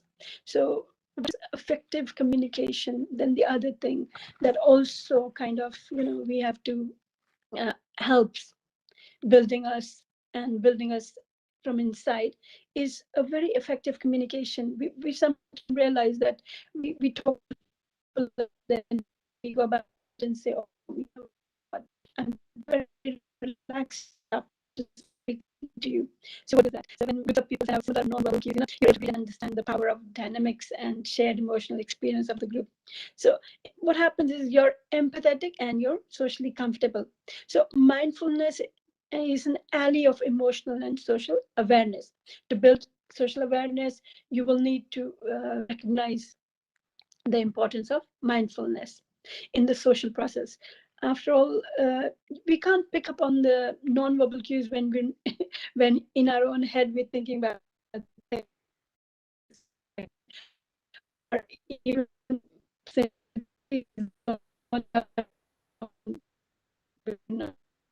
phone.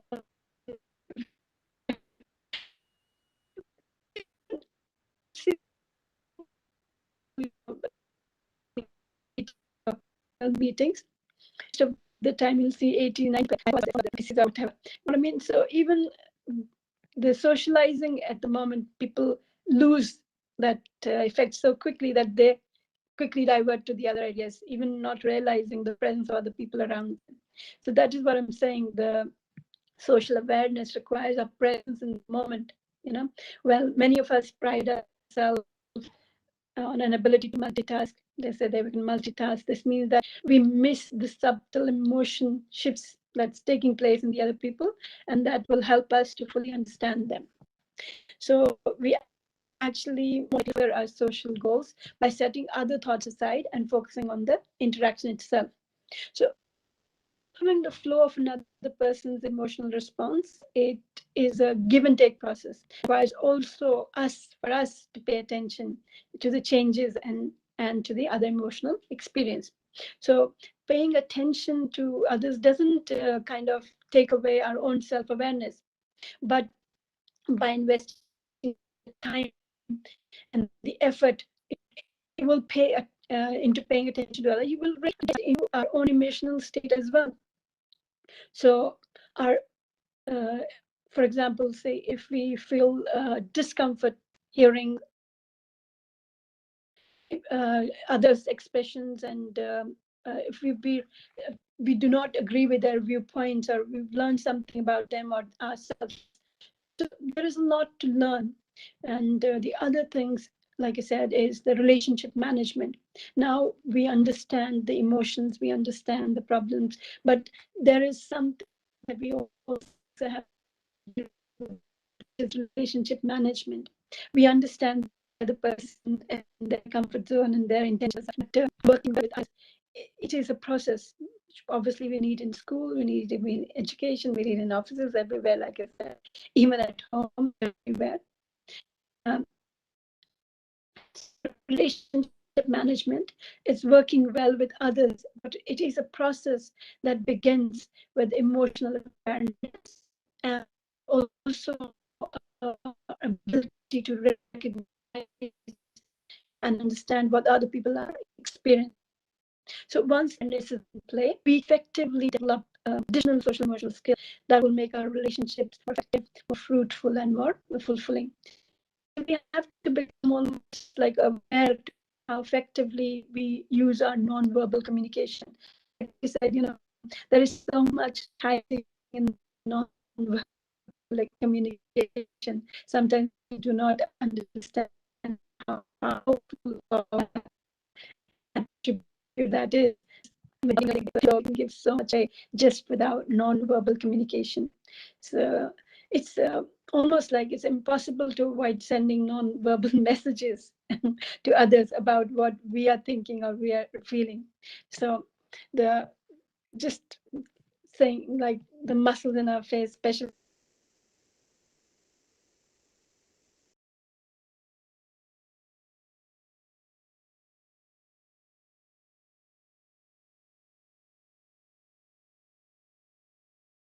Dear participants, I think so. There is a network issues. Madam will be joining shortly, I think so.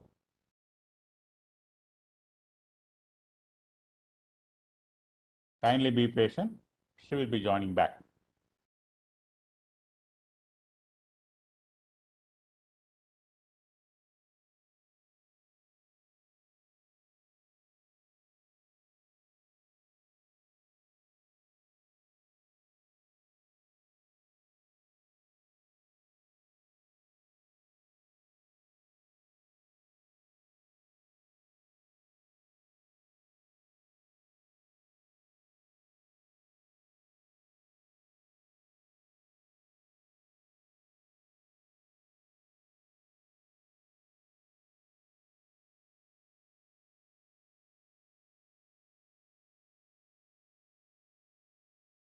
Sam, once the resource person joins back, Dr. Satnam, make us as co-host so she can unmute herself.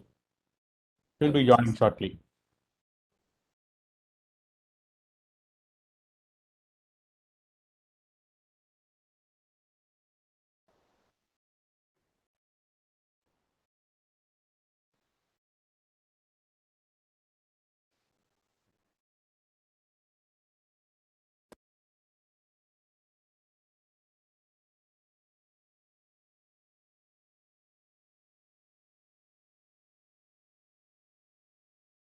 Dear participants, there are a few requests regarding some few queries.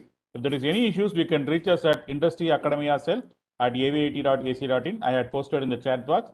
And second thing, I had shared also the Telegram group details. So that already it has been informed through during registration. So all the information will be posted in the Telegram group. So kindly do join if you are not joined. If there is any issues regarding it, you can inform us through the mail.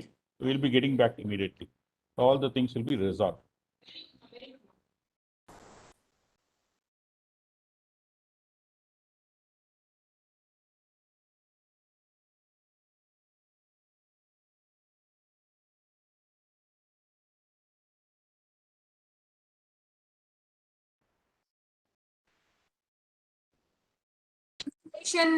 Dear participants, information regarding feedback link. Feedback link will be posted at the end of the session. Hopefully in another 10-15 minutes, we'll be ending up the session. So by then, like you will be receiving the feedback link in the chat box. We sincerely appreciate your patience. Thank you.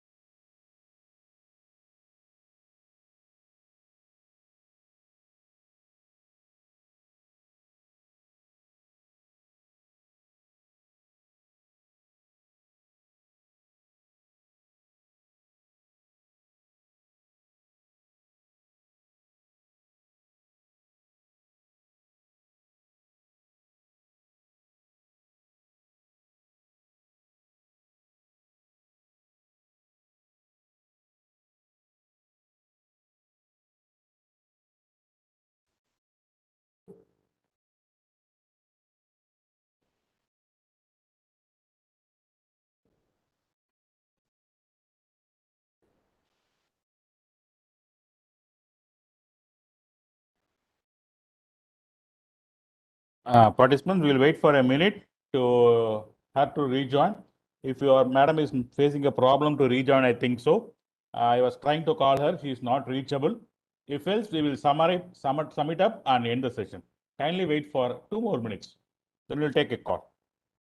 She's trying to get it joined, so I think she's not picking my call. Wait for 2 more minutes, else we'll sum it up and end the call. Thanks for your patience. Thank you, Kalaimari ma'am, for the post which you have posted in the chat box. It is really so nice to know that we can handle the other way. Thanks for the thing, but we are not prepared with any music now. Hopefully, we will be prepared for tomorrow's session if this kind of technical glitches happens. Thanks, ma'am. Thanks a lot for that concerned message. Welcome. Appreciate that. Thanks for the suggestions, madam. Thank you. Thank you.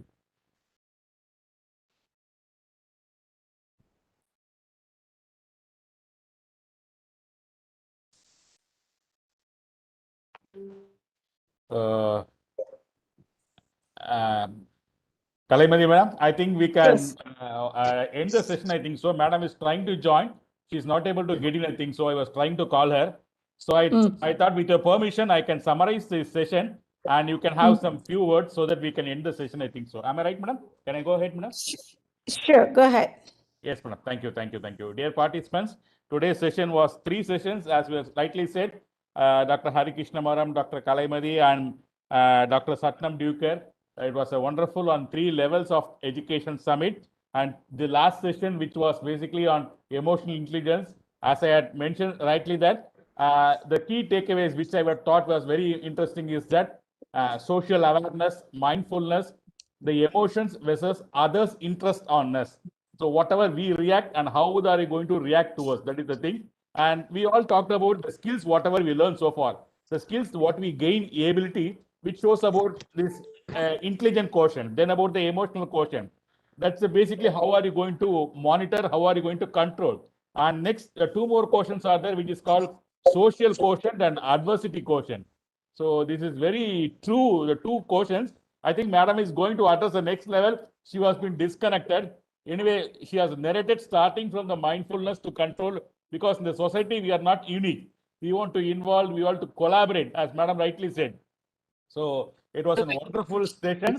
I sincerely thank Dr. Satnam Duker for taking a significant topic of today's session to make this mindful session. I think she has joined back, I think so. Dr. Satnam? Yeah, hi. I was narrating the Yes, session. yes, madam has joined. Yeah. I Please. didn't even realize, and how quickly my network is paying these hits. I'm really sorry. It's a global challenge, madam, not only for you, madam. So I'm not even too sure if I'm turned on. I don't know. Okay, we'll continue. Do I still have some time left? Can you carry on? Maybe you can conclude maybe 5 minutes, I think so. Everybody is facing network issues. Sure. Please, Thank madam. you. Thank you. Okay.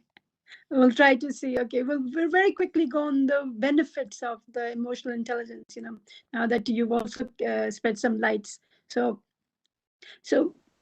specifically just the benefits I would like to now and look into, focus on for the students. Just like employees, we know the students also can get a lot of benefits with the help of emotional intelligence. There are numerous benefits for students. See, the ability to identify, the first thing is the emotional intelligence will give us the ability to identify, evaluate, control, and express emotions in a very effective and positive way. So the individual with high EQ will always be able to communicate better. They'll always have ease of lessening their anxiety and stress. They'll resolve conflicts. They'll improve relationships. They'll empathize with others. They will also overcome life's challenges. So the emotional intelligence will affect the quality of lives, because it will affect the human behavior and the relationship. So students with higher level of emotional intelligence, they are always able to keep a check on their emotions better and be empathetic to others around them. This obviously will help them to improve self-motivation. They will have more effective communication skills, and they will have those essential skills to become more. On the other hand, your students who lack emotional intelligence, this unfortunately become less connected to the school. They'll have negative effect in performance in the classroom. So see, those kind of things. So that is why the emotional literacy, like I said, recognizing your own feelings and the feelings of others, and managing the emotions, like I said, being able to control your emotions effectively, developing empathy, understanding and sharing the feeling. So these are kind of things that we will focus on. So even more benefits, like I said, they are managing emotions. When student has a good EQ score, she can cope with their competitive world. The students can face the toughest circumstances with emotional intelligence. They can adjust to people with different nature and temperament. And the most important, they will be able to take practical decisions anytime. So they will also have better communication. So the like I said, we all have different emotions and feelings in such as anger, anxiety, fear, jealousy, happiness, sadness, and God knows many others. So especially when they are students, how should we know? So one should know where to be emotional and where not to be, especially like I said, in a student, you need to be able to quantify between the both situations. So emotional intelligence test will help the students to communicate better in the world. It will help them to improve their linguistic skills also. It will also help the students to express their views and ideas without hesitation. So I'm not too sure if I have enough time, but thank you, Dr. Vijender. And again, my apologies for all the interruptions today. Thank you, Dr. Satnam. It all is a learning practice for us in current scenario. That what happens if the host has got back or co-host has got back, speaker itself going back. At least you can see this. I should pay a special thanks to all the participants. Still, they have been waiting to make it to hear the words from you. What the summit is going to take it, what are the deliberations are going to be. That's the positivity we are spreading to us. We are happy we are part of this summit. Thank you. What a wonderful session. As I would put in my chat box, like, what is my emotion? That is the reflection about how are they treating us. Because it's a social connectivity. Very keen point. Apart from skills, the response which is going to be get from the social response like AQ, IQ, EQ, adverse coercion. Very significant in current situation. We are in home currently around the clock, facing each and one. So all are putting our emotions control to make it to be perfect, but it is not going to happen. So it's a significant topic. Wonderful, madam. Wonderful. We are being happy to be associated with you. Thank you. Thank you, Dr. Vijender. Thank you. Thank you, Satnam ma'am. I would like to share the screen now.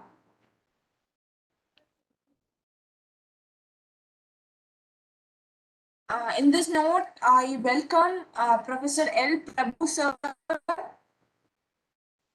Vice Principal Admin, Professor and Mechanical Department HOD. Sir, kindly do the honors for Dr. Satnam madam. Thank you, ma'am. Thank you, ma'am. Good evening to one and all present here. It is my immense pleasure to honor our chief guest, Dr. Satnam Dechkarar, UK. That is for our excellent session on the topic role of emotional intelligence and mental wellness in education. At this particular outset, I really thank her. In her busy schedule, she has spent a lot of time, and there is a significant points addressed on stress and uncontrolled emotion, which leads to affect individuals' growth, success in direct relationship with family, organization, and society at the end. Actually, the key takeaways in this particular session is about mindfulness, social awareness, emotions versus others' interest on us, intelligence quotient, emotional quotient, social quotient, and adversity quotient. So really, this particular session, especially in World Education Summit Beyond Pandemic, was very informative, and hope that all the participants might have really had a good time. I really thank the madam as well as the organizers for having a wonderful session. Thank you, sir. Thank you, madam. Thank you, Professor Prabhu. Thank you, sir. Sharing and honoring madam. Thank you, sir. Thank you, Kalpati madam, for your presence till the end of the session. It is really great. And thank you, Satnam ma'am, for your valuable thoughts. Thanks for making it happen. Thank you. Thank you very much. Thank you. Thank you, madam. Any final words from both of you, madam, Dr. Kalai madam and Dr. Satnam? Yeah, final words from your side. Definitely, I you know. will- Go ahead, Dr. Satnam. I'll go last. I'll let you, Dr. Kalyani. No, like I said, I'm very glad that we all here, not like just what we were talking about, think about all the emotions and, you know, how we're interacting with each other. So these kind of events, like, they give us a feeling of being one, you know. It brings us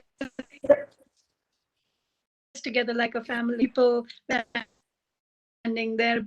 And this, I guess, you know, even though COVID, you know, where the world, we thought that if we're in different world and these happen, not be present each other. So having these virtual tours, virtual summit, virtual conclaves, and organizing today such wonderful speakers. And throughout the whole summit, you know, you've had such extensive and dignified speakers and moderators and all, and obviously yourself as well, Dr. Vijendra, you know. So thank you so much for putting all this effort in, and thank you for letting others gain from all the efforts that you're displaying and contributing towards. Thank you.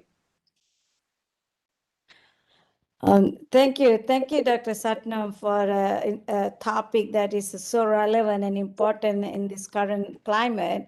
And, you know, you cannot develop EQ if you stay glued to the your iPhone or you know, your computer.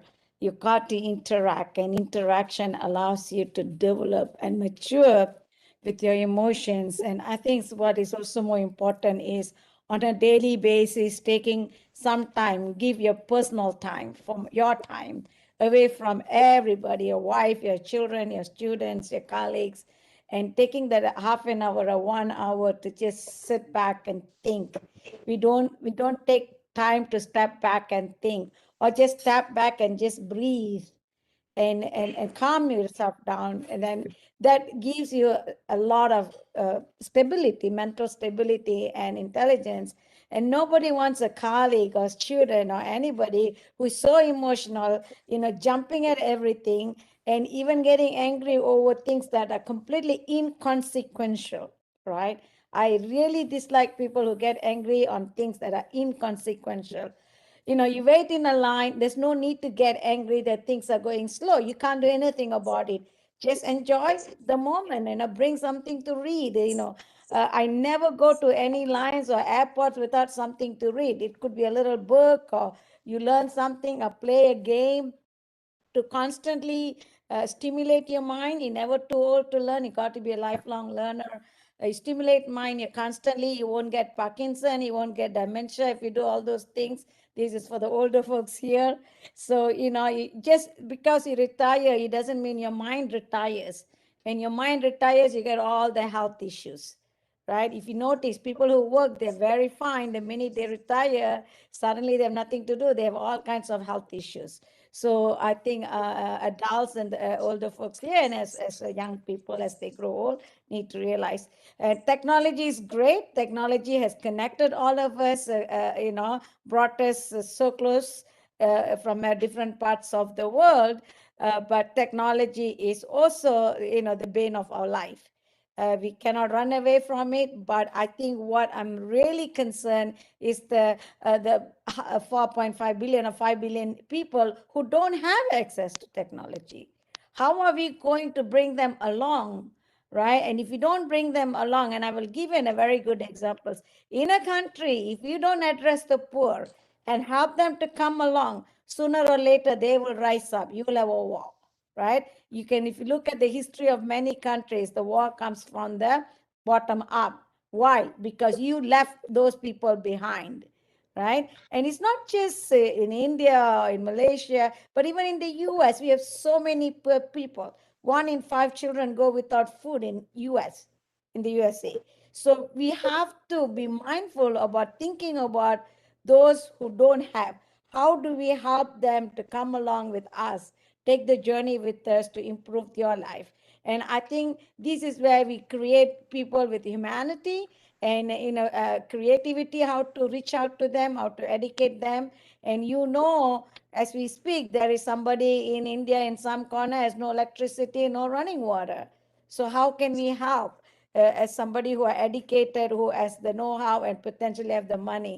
So, the goal of any institution is to create somebody with a global vision. You have to be somebody with humanity, humility, and empathy. And I think that should be the take-home message.